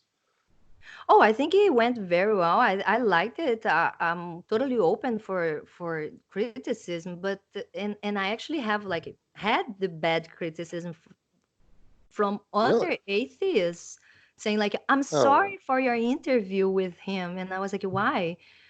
And it oh, came out that it's all about the straw man of the hate followers or the people that do not understand sometimes the reality. Like for example, hey, like you said, you come to say blacks commit more crimes and some people come to call you racist. hmm hey, uh did you hear the latest accusations against David Silverman? Apparently, there's a no. new batch. Right. So some atheist that he knew and he was at a convention with, it was a woman, and at some point Dave touched her, the small of her back. So like, and she felt the need to report this and like try to throw him under the bus Of because he course. touched her, and it wasn't. And he was pissed, and he's like, "Oh my God, why would you do this to me? Like this is such a non thing, and you're trying to make me seem creepy and weird, and it was a minor nothing thing." And then they released those DMs of him saying that. So they're just, I mean, it's really a witch hunt for Dave Silverman, the poor guy. Yeah. But maybe he should have learned his lesson a little bit and just not touch people. But I mean, maybe that's just who he is. I don't know. I don't know. I think if depending on that, I have not seen this one you're talking about, but Yeah. maybe depending on the level of the touching on the back, I would respond with maybe that meme of Keanu Reeves on the Twitter when he shared that picture that like it not even touch people, like because that I think was hilarious, and that is the response per minute to movement. Like Wow. how far are they gonna You go? you think in memes? I don't think I've seen that meme. I've seen Keanu sad Keanu on a bench. I'm not sure. Doesn't Keanu is almost like you? I think he's half Asian, isn't he? He's got to have a Oh little. Oh, he's yeah, I think Hawaiian. so. Yeah, Yeah. yeah, Yeah, he's good. I but like he's my Keanu. Canadian. Is he? Yeah, No, no. I've isn't never he? heard that. Yeah, Keanu Reeves is Canadian. That's why it says also. Are you serious? That is news to me. I've never heard that before. I'm learning so much. Canadians like that. All right, well, I will cease to try to interview you. But if you have other questions for me, let me know because otherwise I'm going to I go. have a bunch of questions for you, of course. Okay, But okay, hit me our up. conversation has been so far amazing, delicious, and entertaining, I believe. I love it. And for Thank you. me, I it's agree. been just a pleasure. Yeah, it's awesome. It's really nice to hear from you. But yeah, so in the way that like you were called racist before, and I Racist. did Yeah. see that. No, I wanted to bring back the thing on the David Silverman because one Mm, day I had both of you being accused by the same people in a conversation that I started in one of my other groups. okay. I sent one of your video of Centoya Brown Yeah. to a group Mhm. of conversation of street epistemology, and the first thing I received was like, "Oh, there comes another rapist apologist. I bet she's friends of David Silverman." And I was like, Wait a minute. "What? How Who much, who was called a hatred rape and apologist? They called assumption?" you? They called you a rape apologist Yes. or me? Okay. Yeah, that's Why? both of us. Why are we rape apologists? How could that make sense? And saying that we're rapist apologists, Well, friends of David Silverman. well, here's the thing. Oh, just to be friends with Silverman makes you an apologist for rape? But he didn't rape anybody. No one's accusing him of That rape. was my point. No, no. And the best thing was because when I Uh-huh. asked them like if they knew anything about either or the cases, someone that the one of the first guys that came to say like, "I don't hate myself that much to watch AIU videos." And I was like, "What?" And I then like they that. came to us to admit that they knew nothing about Yeah. Centoya Brown case But or David Silverman case. And I was like, "What?" oh man. But they would not Well, I talk mean, to me anyways. I I'm kind of astonished by this. I mean, like, here, let me sum it up for you. Let me give you my philosophy about rape. Rape is bad sometimes. No, rape is always bad. It's obviously bad. I'm against rapists, period. Now, Brock Turner didn't rape anybody, so I will defend him. I will not be targeted or smeared as someone who's defending a rapist when my case is that he didn't rape someone.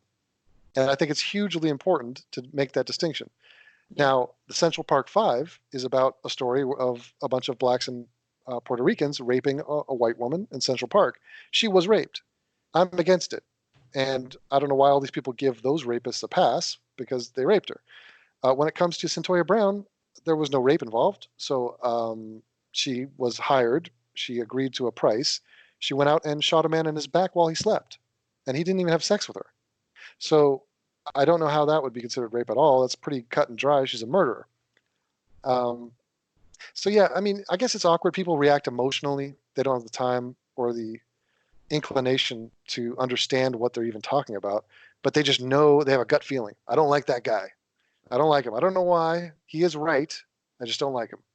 So Hmm. it doesn't bother me. It's just, But what do it's you whatever. think is what does drive these people to defend these people like the Rodney Reed? Yeah, What? right. It's because they've received marching orders from people on their timeline. They're not independent thinkers. They're part of a tribe. They're part of a group. And when the group speaks on an issue, they follow suit. They march in lockstep with whatever is being told to them. With Rodney Reed, it's strictly race. So the issue of race and people's discomfort with it, it overrides a lot of other things. Like, for example, your position on rape. Like, you could say to someone, "Hey, you're against rape?" "Yeah, I'm against rape." "Okay, cool. So am I. Both of us totally against rape. That's 100%. Not even slightly unclear on that." "Okay, but what about this? It's a black guy doing the raping." Okay, well, yeah, that's interesting. That's different a little bit. Well, because blacks, they went through slavery and stuff, so I don't really want to criticize a black just in general. So now my stance on rape has kind of been compromised by the fact that you just made it racial. So that they will betray their moral code based on their desire to be on the right side in their mind on the issue of race. It's insane. Like, they are celebrating Centoya Brown, who is a murderer, and looking the other way as to what she did. Same with Rodney Reed. Just because they view it like they will win more social points, virtue signaling about how we freed an innocent black man, rather than, actually, I researched it and he's completely guilty, and I don't give a shit if he's black or not. He's a rapist and a murderer. So it shows you where people's priorities are, and they're nowhere near being correctly adjusted. Yeah. I think In Go ahead.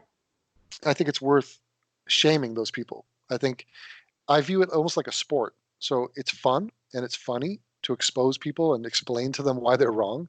But then it's also just entertaining personally to me to showcase their weakness to the world. Like, I make money off of their stupidity and weakness. And there's something beautiful about that. It is. It is not even just beautiful, it's important, I would say, because when I had this conversation in this channel, for example, like I told you in this messenger, it's a YouTube Facebook group.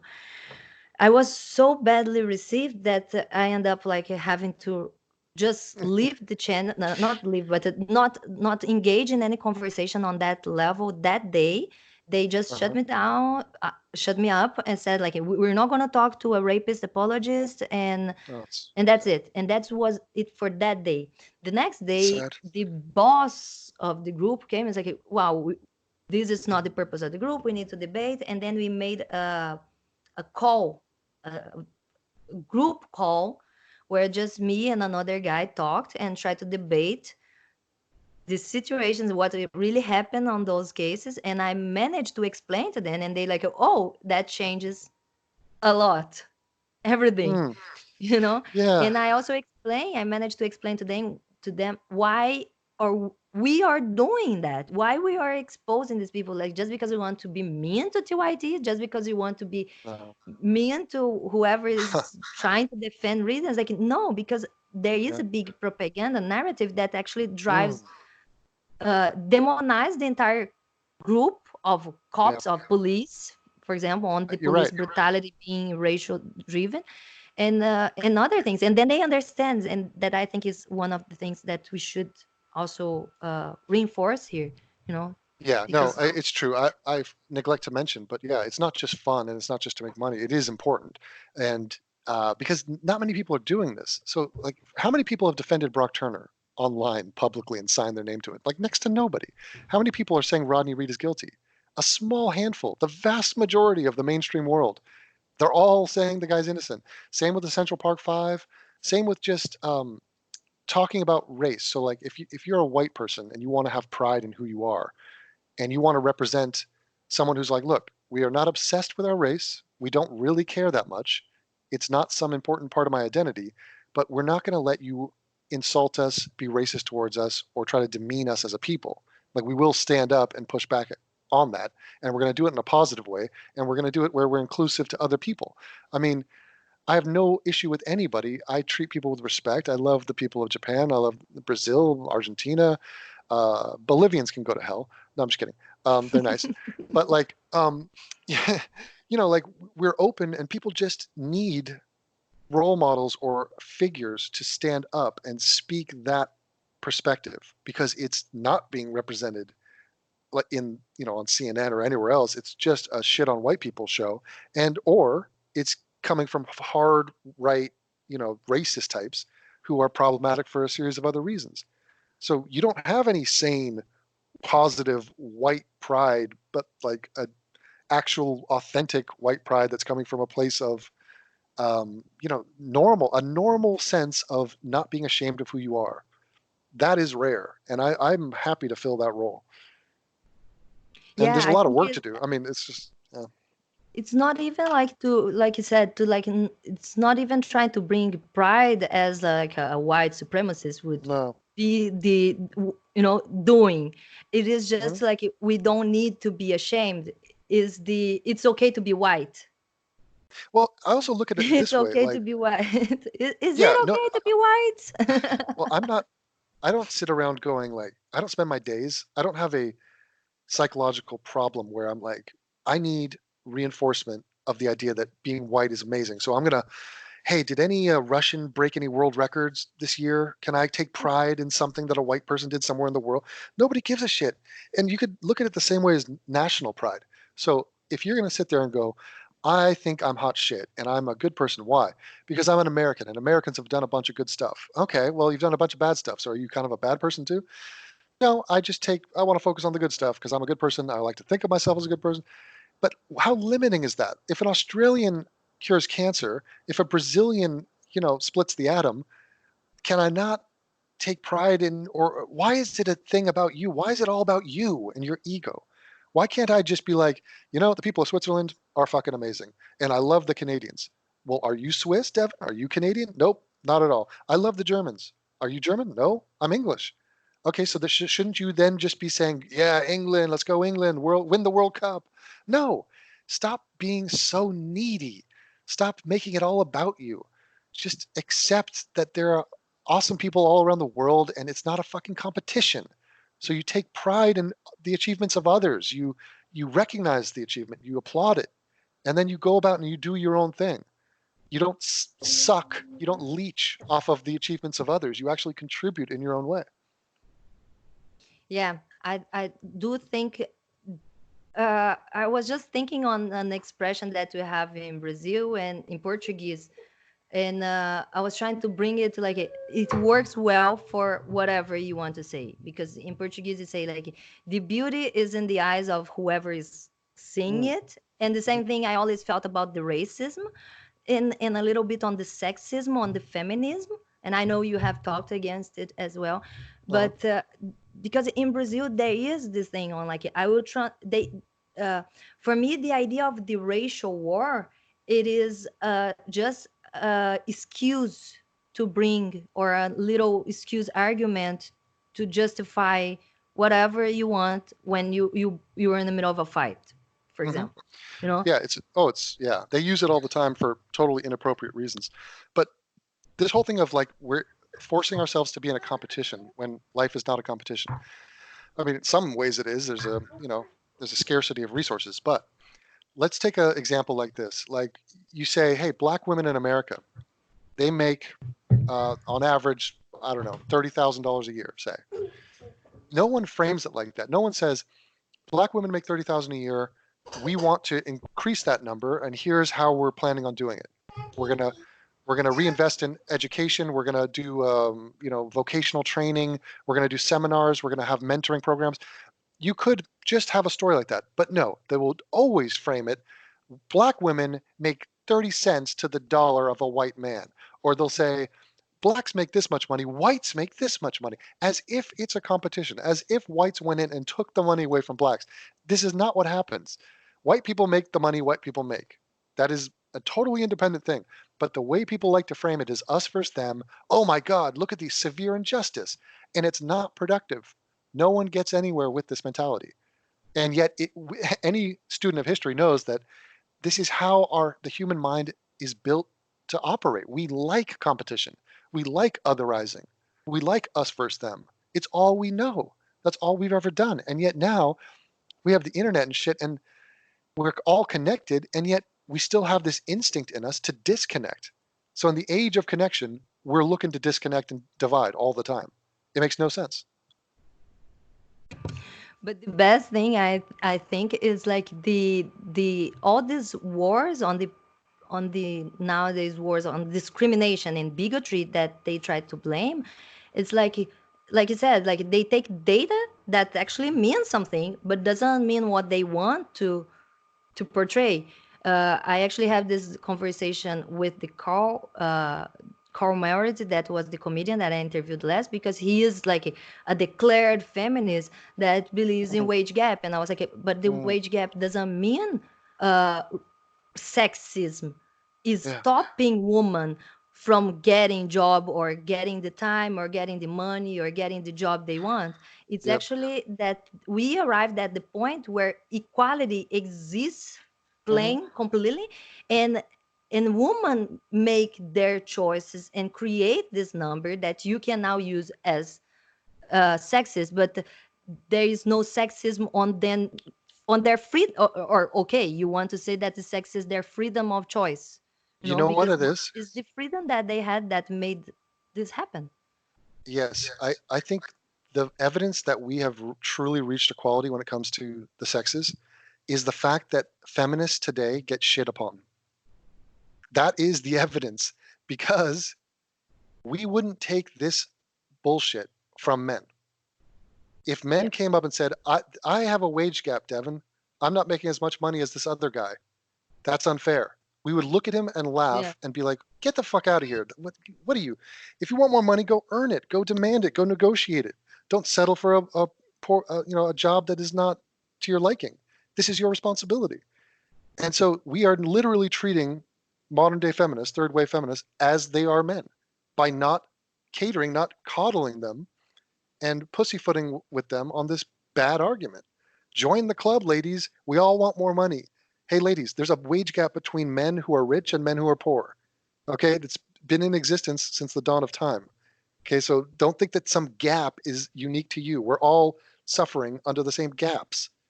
And if you want to climb up that gap, get in line. Join me. I'm trying to do the same thing. Yeah. So a little bit on the anti-racism, anti-feminism. Mm. Yeah, No, I mean, it's just like it's funny because I had a friend that was a yeah.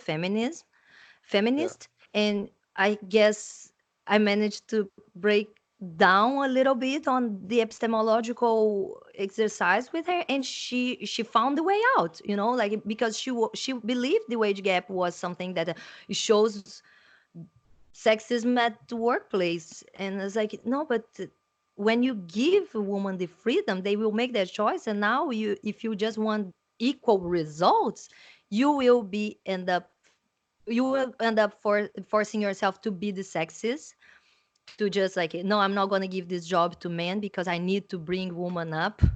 Well, look, And I don't think sexism can be fought with sexism, or racism yes, should be fought with more of the same. it, It's like, yep. people are trying to fight the thing with the same. What is your It seems message? obvious. Well, it seems, yeah, it's a great point.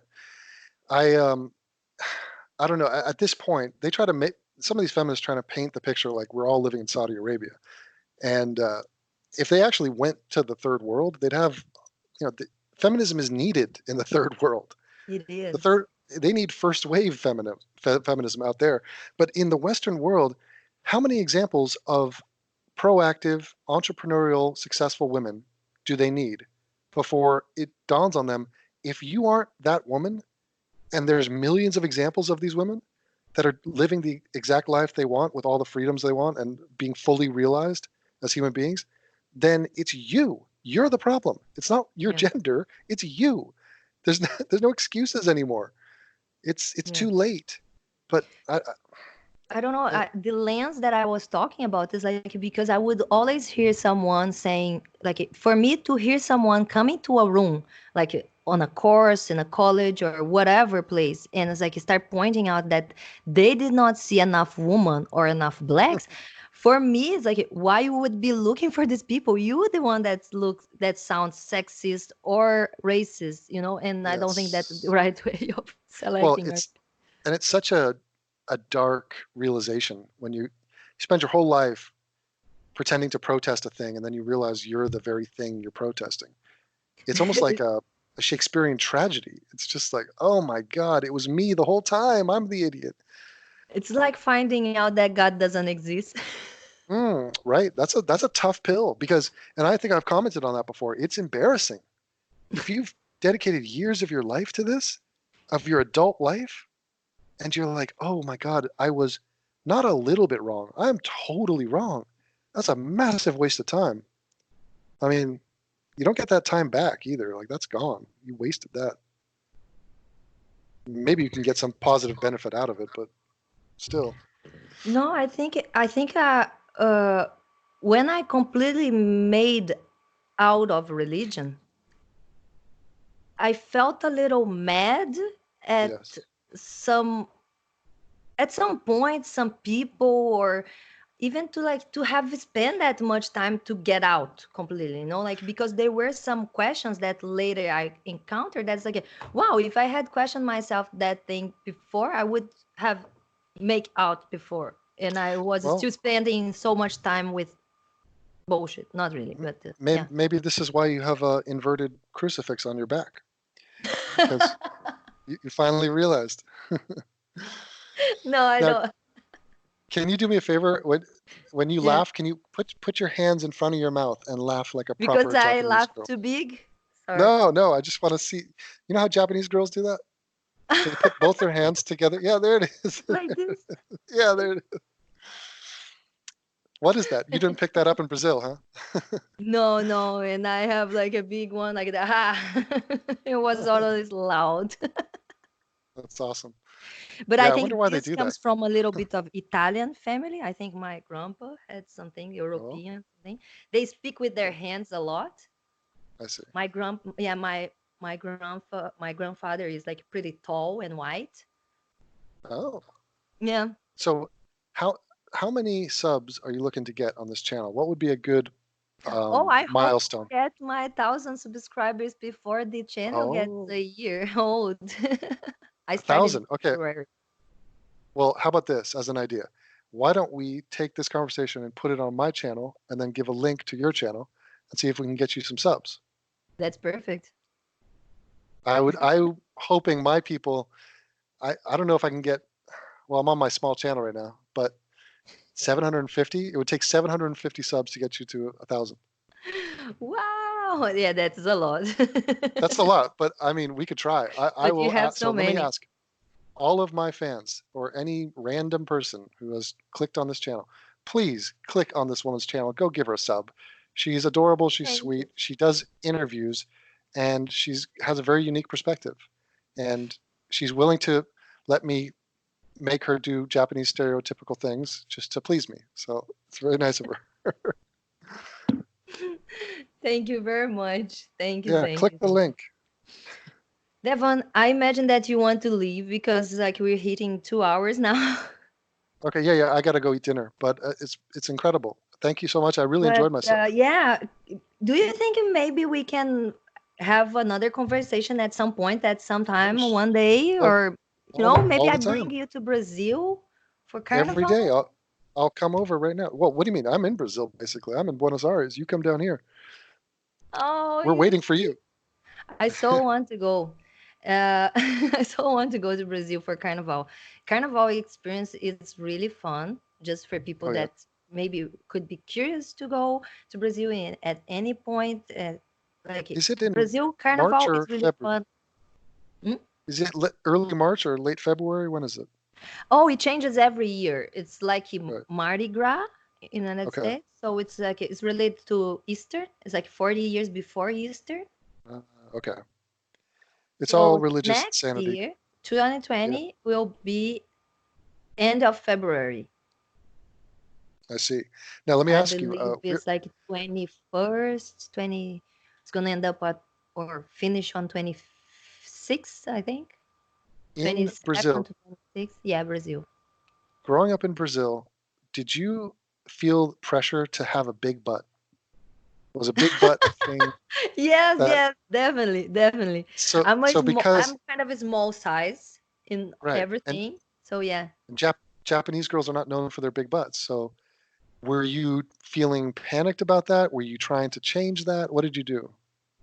No, not at all, because besides the Brazilian culture, be fat asses and they like big butts, the big butts. It They make cannot me lie. remind me a weird guy on YouTube. He Mhm. talks about what is that girl that was dating Chris Reagan? Green Green Lace. Oh yeah, yeah. Yeah, he Lacey talks Green, about Green Lacey. Lacy Green. He talks Yeah, about Lacy Green saying like that she might have a big butt. It's really fun. she Anyway, I think she does. Yeah. she has, and he talks about she has big boobs. That's why he believes she has big butts as well. So Well, he's like into I philosophy, but he sounds really weird. And I remember going to gyms in Rio and seeing these girls come in and these with these huge hips and ass and like, but they'd go in there and lift weights and do all these leg lifts and squats and like they really do. hardcore. Like they're really into it. It's insane. Yes, yes, they are really into like getting more and more. I have few friends Mm. that have worked out just to get more. And it's like, "Hey, you don't need, you tiny, you already have the big ass, the big thighs," and they just go Yeah. and inflate that a little bit more. Yeah, I have been during university. I was into that at some point, and I got Oh. really big thighs, and people were start calling me like Sabrina Sato because she is a famous Japanese Brazilian girl that Oh. went Big Brother Brazil, and she's really pretty and she's really fit and her body is amazing. And yeah, people start calling me that because of my thighs, and I was like, but I'm not really into exercising to get that strong. So I I see. would like to work out again, that I have not done much, but more for health Yeah. purpose. That you And mentioned that it's don't another need thing. It's not just the butt, it's also the thighs. They love those thighs. Yeah, but Strong. also one thing that I don't know if it's common outside of Brazil, I guess so. It's in Brazil, uh, Brazilians love Japanese people. They love Cool. Asians more, not Asians in general. Japanese, I don't know Uh, why is the thing with Japanese girls specific, but it is. uh, It is a big fetish. Brazilians love oh, Japanese. so you're very So popular down never there. felt, yeah, never felt the need of to grow a big butt because Uh, Japanese features were pretty strong in culture. right, Like, because you're yeah, there were exotic. people that like don't like Japanese, but most love it. Yeah, I would say so. I mean, they're hard to resist. It's very adorable, and it's There is yeah. such thing here too. I don't know. Is that something cultural? I don't know if it's just cultural or if there is something on like the looking, but it is strong. Here they have the yellow fever. They call yellow fever. Oh yeah, it's spreading across the world, and I'm not even against it. I might sign up for it myself. Yeah, it's I Asians are. Very lovable. I don't know what to say. I always like you said, I was always like kind of weird and out of the box. So I always had more boyfriends than girlfriends. And I also Ah, worked when I graduated. I used to work in emergency ambulance on the roads and in the city. And it's like kind of a, there are more guys around, mainly like okay. the support guys. So the drivers on the ambulance and the nurse and the technicians. Um, so what's interesting that just like in 2015, 16, I think it was when I heard this hypothesis that I was working Mm. with a lot of guys in one of the bases on the roads, on the highways, and they actually told me that the reason people like Japanese girls more because they believe Japanese guys have small penises, so Japanese girls Ah, have smaller vaginas, there it is. It's always got and to be they're something tighter. sexual. Yeah. It Well, only always end up in the sexual side. yeah, exactly. Well, it's important, like we say. I mean, it is, especially for guys. It's like a central part of their life, for better or for worse. That's the way it is. Thinking that the average of the size of the penis is like what 6 centimeters. So yeah, I guess most of people want small Um, vaginas all as of well. my everything I thought I knew about penises was changed when I saw The Amazing Atheist naked, and I've after never that, seen it. oh my God. Well, you're not missing much, trust me. He's very Can I, small. can It I ask you to give me just 2 minutes? I need to hit the washroom before we keep going or we finish sure. because I can't. Just Oh, okay. Yeah, no, I we'll will we'll not wrap it up pause. I here. will just mute. Okay, go for it.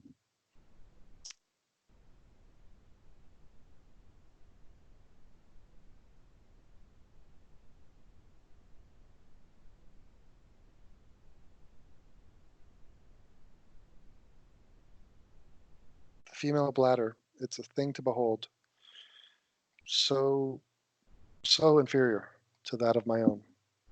Um, I don't know what the science is behind that, but maybe it's because they have a womb or a baby or a fallopian tube. Something's going on in there. I mean, they've they need a makeover, interior design makeover inside their guts because the bladder is just afterthought.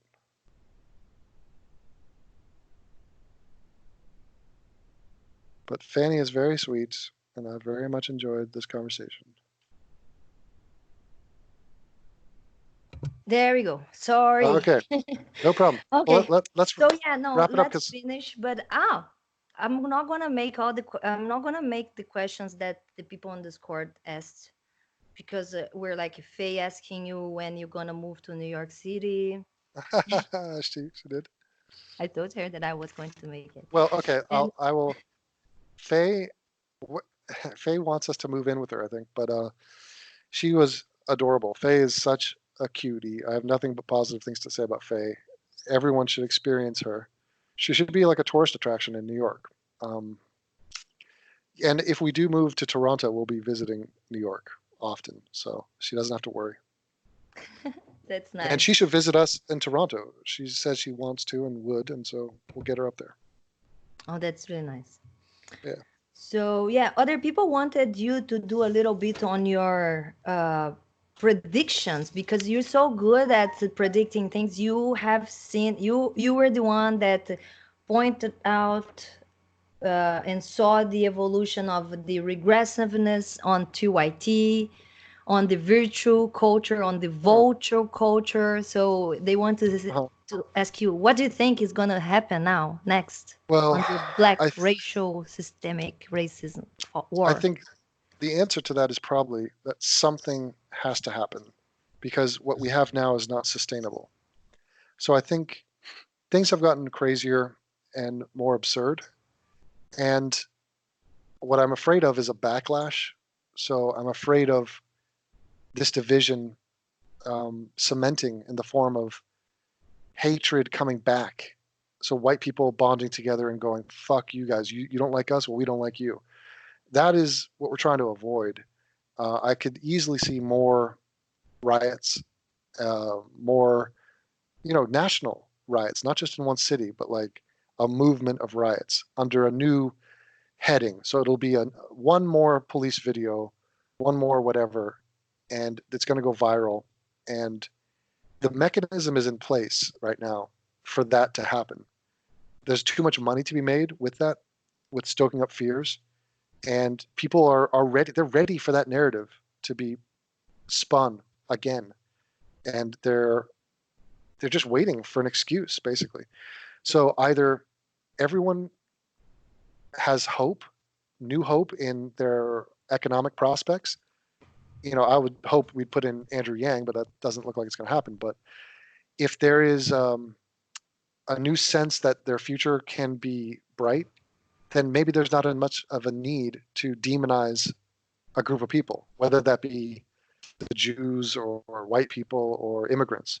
So I don't know, though, because the internet is so powerful and it's happening so fast that it's hard to control. And you see YouTube and Facebook and people like that scrambling to try to, censor certain things, and they're trying to be reasonable, and they're trying to guide society into a better place. But there's a lot of stupid people out there, and they're emotional and they're angry. And so I'm not overly optimistic at this point. I think it's still going to get worse before it gets better. Yeah, I see. And I think it ends up like being a little bit like the evolution of ideas is always like that. The same idea of like the censorship that tries to stop people from talking about those important subjects, or like it's kind of a natural that people will try to shut us up. And the same way that it's like we're gonna just keep talking or talking in other platforms and other ways about those things that are important. But more than this, I think it's like uh, because it, it, for example, like all the hoax crimes that existed that happened in the last I don't know, the last year. Uh, Yep. some people say that that is the demand of the narrative. Do you agree with that? Do you think it is the narrative of there is racism, and then people start creating this to try to create evidence for it? Yeah, I think that the demand is that people want to feel good about themselves. They want to have a good excuse as to why they're not succeeding, and they want to a place to put their misdirected anger. And so, really, the story or the facts or the details about whatever the case is are totally secondary. It's totally insignificant. It's an afterthought. What they're doing is satisfying an emotional need, and we You have think to it's just respect calling the for attention, like it's just the attention seekers? Yeah, they're not actually serious people trying to solve actual problems. And that's Like why they will Jussi refrain. Smollett or the girl that was Mhm. attacked on the Mike Pence's wife Well, school. the thing with Jesse, I think, is actually encouraging. The fact that Jesse got called up and was exposed, and he has been condemned by everyone. So, like, Hmm. there's only a small group of people that will not condemn Jesse Smollett, and those people are unreachable anyway. So we have all united and say, okay, that's a fucking race baiter. That guy is only out for personal gain. It's obvious, and he doesn't care if he's trying to divide all of us. So I think it's an open wound. Somebody referred to the way Black people view racial relations in America as an open wound, and I mean, we have to cauterize this wound. We have to start to heal this somehow. And now, I don't think it's our responsibility as white people, because I think the problem is coming from the people with a chip on their shoulder. And I say that having lived a life where I have not given a shit about race until they dragged me back into this tribal nonsense. And now I'm Hmm. trying to shame them into getting beyond it. But they don't seem eager to get beyond it. They're kind of happy with how it is. So I think it's a slow process. Change is always slow, but even with the internet, which has made change more rapid on some level, so I'm somewhat optimistic that calmer heads will prevail. It's just going to take some time because there's too many voices out there. We need the good voices to elevate somehow. The cream has to rise to the top. Definitely, I think your voice is a good voice because besides all the attacks and false accusations that you would receive as being racist or whatever for talking about this, it still shows like you have one of the things, for example, that we pointed here today, the Jesse Lee Peterson conversation, you go to his show and you talk to a black old guy that you do not agree completely, but you don't need to point out anything Yeah. about his color, and you can be totally respectful, even if you guys disagree in a lot of things.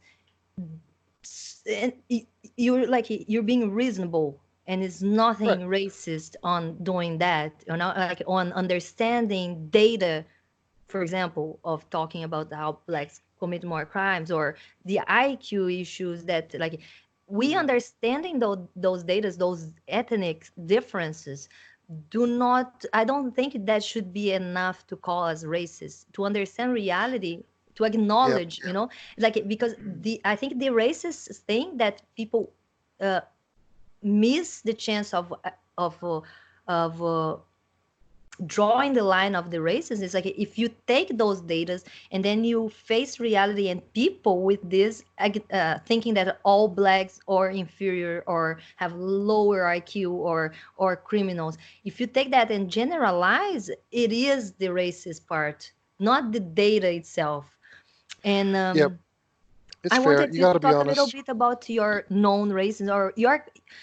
Can you tell, just to close the conversation? I hope I Sure. swear I'm not gonna hold you anymore. But can you Okay. just to close to tell people, your followers and people that do not know you, about your history with blackness in Africa, and you do know a lot of blackness, no? Yeah. Like you're kind of almost black already, no? I'm basically black. Um, yeah. Well, I'm trying to think how to start with that. I was raised in a poor black family. No, I was raised in an all-white neighborhood, and I went to an all-white school. I think there was one black kid in my elementary school, and then I went to a public school for junior high and high school and college. You know, college was everyone looked like you in college. Um, but yeah, I was exposed to blacks in junior high and high school, and then also just being in Los Angeles. But I was in a very affluent neighborhood. It was very idealized, just a perfect upbringing. And I realize now, having left my childhood, how lucky I was to have had that. But my family comes from South Africa. My grandfather went there. He studied African music. He dedicated his life to African music. He went and recorded it in the 1920s and beyond for the first time in human history because he felt the need to preserve it, to document it, to give it back to its people. So he would come back to the same tribes that he recorded from and give them a record of their own music, their own culture. And these are groups of people that only had oral tradition. And they were, ecstatic to get this. And the fact that this white man, this tall white man with big ears, he'd come to their neighborhood, at great expense. These are very remote places in the deep, dark recesses of Africa. And to record them, he valued them, where most of the Western world and the English world didn't value African culture or music. And so he pushed back against that narrative, and he passed that on to his children, Andrew and Paul, who then started a musical in the 1960s called Wait a Minute. And it was about African culture, folklore, dance, song, but they also added sketch comedy and political commentary. And they took that, it did well in South Africa. And, it happened, they struck fire, they got lucky, and they took it around the world, and it traveled for 7 years around the world. My dad had to recast a member of the show in New York, and that was my mother. So he hand selected my mother out of, 100 women. And then they produced me, and I am the spawn of greatness. I come from a long lineage of great people. But no, so anyway, the whole African thing is I was taught to respect African culture, African music. My father, Hmm. that's all he did is African music. My middle name is in Zulu. Kunjani means how are you in Zulu.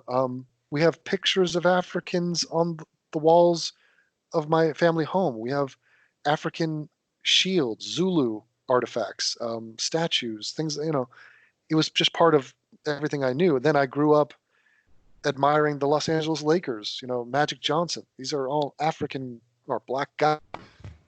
Hold on. See. Sorry. Muhammad Ali and Michael Jordan and just Denzel Washington. And, to me, hip hop, Tupac, all of that. It was just part Man of, in Earth yeah, it was just part of in the being world. an American. Blacks are a part of American culture, and I viewed that to be my culture. I don't view hip hop or any of that to be black culture. That's my culture. I was raised with that. That's mine. Hmm. Not that it's mine that I created it, but it's How do you I feel about the news and all this racism, like superficial racist talk on Western, like Americas, and knowing what really happens in South Africa, the black yeah, white war there. it's It's like absolutely what? insane. Yeah, South Africa is like racial discomfort on crack. So if you can't deal with crime stats in America, don't even think about commenting Yeah. on what's going on in South Africa. You don't want that shit. Stay away, because going down there, it is dirty, it is primitive, it is third world, it is violent, it is bloody, it's a mess, it's tragic, and it's racist. There's huge amounts of racism. Um, Yeah. you know, you could towards white people. You could go back in the day and say that the colonizers and the whites that first arrived there had a sense of entitlement or superiority because that's who they are. But they did that with everyone. They did that with the French and the Spanish and whoever. That's just how they Oh no, and roll. I'm really far from calling white colonizers bad in any ways, because Yeah, I think people are good and bad. There are bad doctors, bad cops, bad colonizers existed. yeah, I don't think everyone that came here or went to Brazil had the bad intentions and did bad things. And a lot of the propaganda narrative against colonization, it's things that they were not really controlling, like the disease, a lot of the encounters. And was the cultural clash, of course, but also I'm very.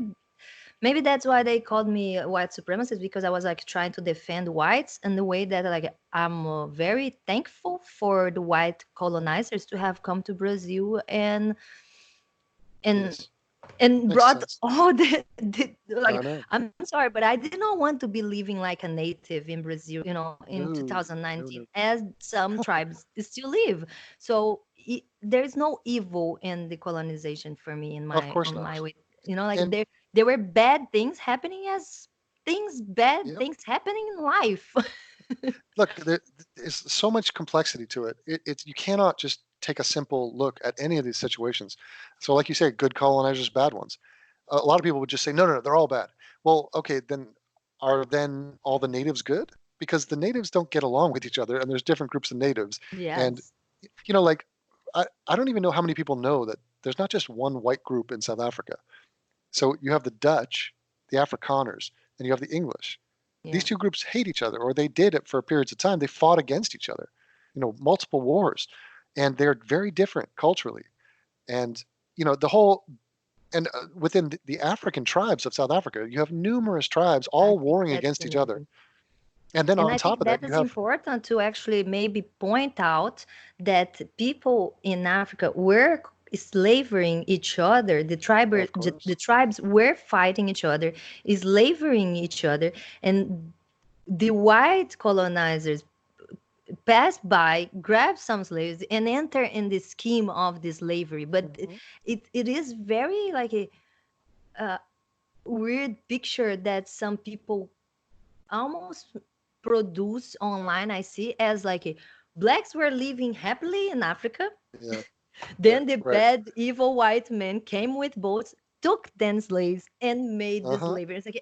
And I was And like, okay, sorry, whites did not create slavery, and the whites were the ones that abolished slavery you know yes, and decades you ago, have like the last century. right, We and still you got have so the many black other people groups down doing there. So you got Indians down there, you got Chinese, you have just a variety of people. Then you have colored people who are half black, half white, and there's millions of people like that. So it's a messy situation. But what I love is the idea that the big evil that South Africa perpetrated was apartheid, which is segregation. So they had a separate society. Now, I'm going to do a video on this in the future, not about South Africa, about the idea that segregation is this terrible thing, because it's all bullshit. I mean, Do you realize South Africa today is as segregated as it was ever? I mean, these people live apart. They just made it official, and they made it a legal necessity, which is, problematic, and it's good that that's gone. But it's still the natural impulse of people, and there's segregation all over the world, and this is how they like it. This is why they all were loving Wakanda. They're like, oh my God, finally, a place of all blacks. Get the fucking whites out. I mean, what? I was just in Toronto. Toronto has different areas with different ethnic groups. You got the Asians Yeah. right here. You got the Italians over here. I mean, this is what happens. Who are we kidding here? So don't sit there and go, whites are evil because they wanted to live among their own. Okay, then why are you living among your own? It's like, it's just bizarre. And these are the things that need to be exposed. This whole, things, platitudes like diversity is our strength. No one can defend that. No one knows what Yeah. they're talking about. I mean, there is an argument to be made for diversity is a good I thing, wish I but wish that was true, but I've yes. experienced different here in a way that's like uh at once I saw a public meeting and like an Indian barbecue on a public party and on a public park. So it was like a little public party in a public park. And they were like, oh, it's Indian, but it's open to public. So you just need to come and pay, and then you can participate on the barbecue. And I saw that on Google. So I was like, oh, it's really public because it would not be on Google Maps and everything. Huh? We went to the park and we got to the meeting, and we're like so weirdly received that we did not feel invited, at all. So we Oh, kind of just left. oh, that's a shame. Yeah, Yeah, it I was mean, sad because I was like, wow, why did they put on Google? Like we arrived and they were like, what are you doing here? Who are you? And they're like, oh, we that saw sucks. this on Google Maps, so we thought you could come. And they're like, yeah, sure, but no, who are you? Hmm. So, like, We you left. take this phrase like diversity is our strength, and then just leave it at that. I think a more fair thing to say is diversity can be a great thing, provided that you have an umbrella of unity. You have common things that bond you together. Um, and also, let's not forget to mention, diversity can be a terrible problem. I mean, it's not easy or it's not hard to see that all throughout human history, where one religion is going to live next to another religion. That should be great because that's diversity of religion. No, that's going to be a friggin' war within like a day. So it's It is an gone. interesting thing because it was something I have had this conversation for the last month or so. Uh, I made more friends recently. They had like a TEDx on in the city, on the town, and I Mhm. made some new friends. And on in the middle of like the conversation on the meeting, so we were talking about really. I probably brought up that I'm an atheist and my channel and talking against religion, and people are very religious in this area. There's like a, Ooh, I'm not kidding, there's a church every corner here. It's yeah. ridiculous. And in the middle of the conversation they're like, oh, but why are you saying against doing anything against religion? Religion is our strength. Religion is what Religion. Oh, unites us. That yeah. was That's probably their not even. thing. Yeah, And and there's I some brought truth up to it. to them, Like, it's like, I don't think so, because if you were mhm. really united, you would not need a church every single corner. These people do not interact with each other. These people are not friends of each other. They do not even have the same imaginary friend. Yeah, it's religion has They a would whole fight. list of problems, and the one thing you could say about religion, yeah, it might unite and be a strength for your little individual community, even though you're all completely wrong in your beliefs. But the second you introduce another religion, well, now you have friction, now you have conflict. So it brings in a lot of bad to the world for whatever good it happens to tag along with it. But Yeah, I mean, I haven't talked religion in a long time. Anyway, I'm going that's to go eat true. my Your dinner. first 3 years was pretty much I religion, know. It's just and religion. then you twisted on the second, third year for the racial. You saw the TYT regressiveness and Yeah. start. I saw some videos on like they were trying to TYT was also on a little bit on like not specific feminists, but they were they were shaming people that would fat shame as well, Oh yeah, something like that on the interesting. family. Yeah, yeah. They yeah, they do all the stuff. And They then they you try to brought the pretend. vulture. Yes, race vultures, sure. That's a whole new breed of people, and they're popping up all over the place, and we need to whack-a-mole them. They need to be dealt with, but they're very persistent and they're not going anywhere. And sometimes it feels all pointless, to even try to correct these people or to do damage control, because there's just a never-ending supply of stupid people who are going to repeat the same stupid arguments. But yeah, we take it day by day and just keep going forward, try to make some change, I guess. Are you a leftist, Devon? Yes, I am a leftist. So you also called for the split of the left, no? At some point. The what?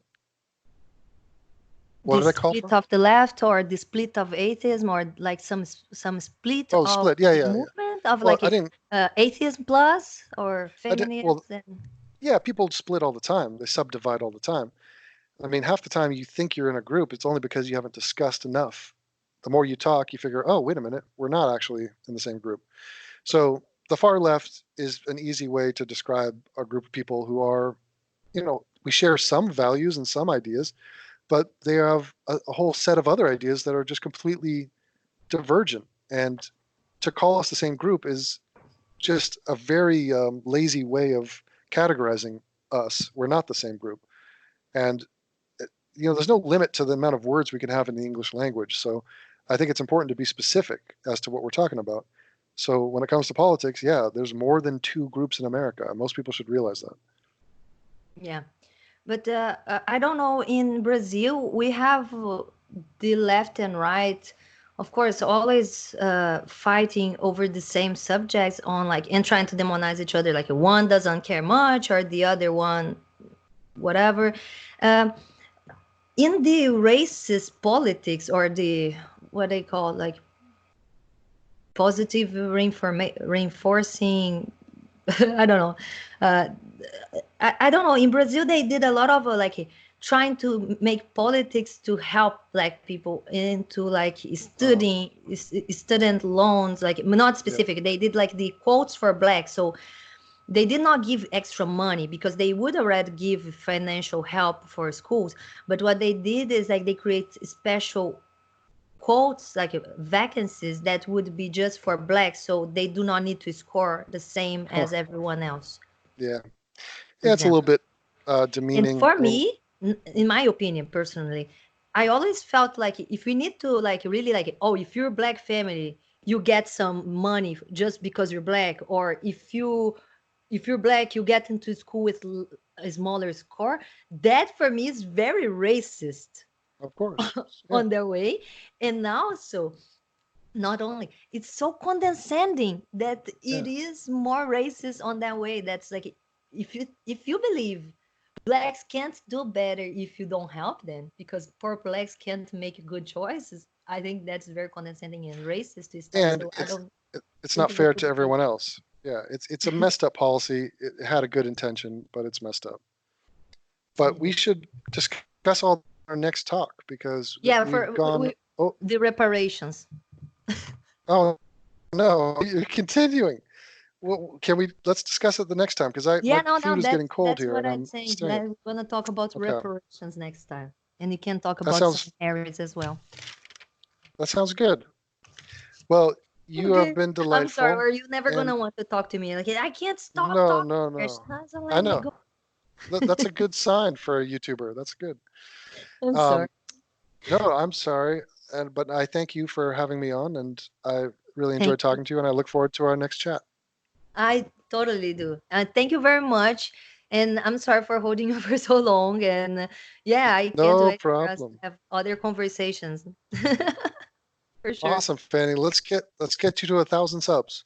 Thank you, Devon. I really Okay. appreciate your work and all your time you gave to me. Thank you very much. And yeah, have a good night.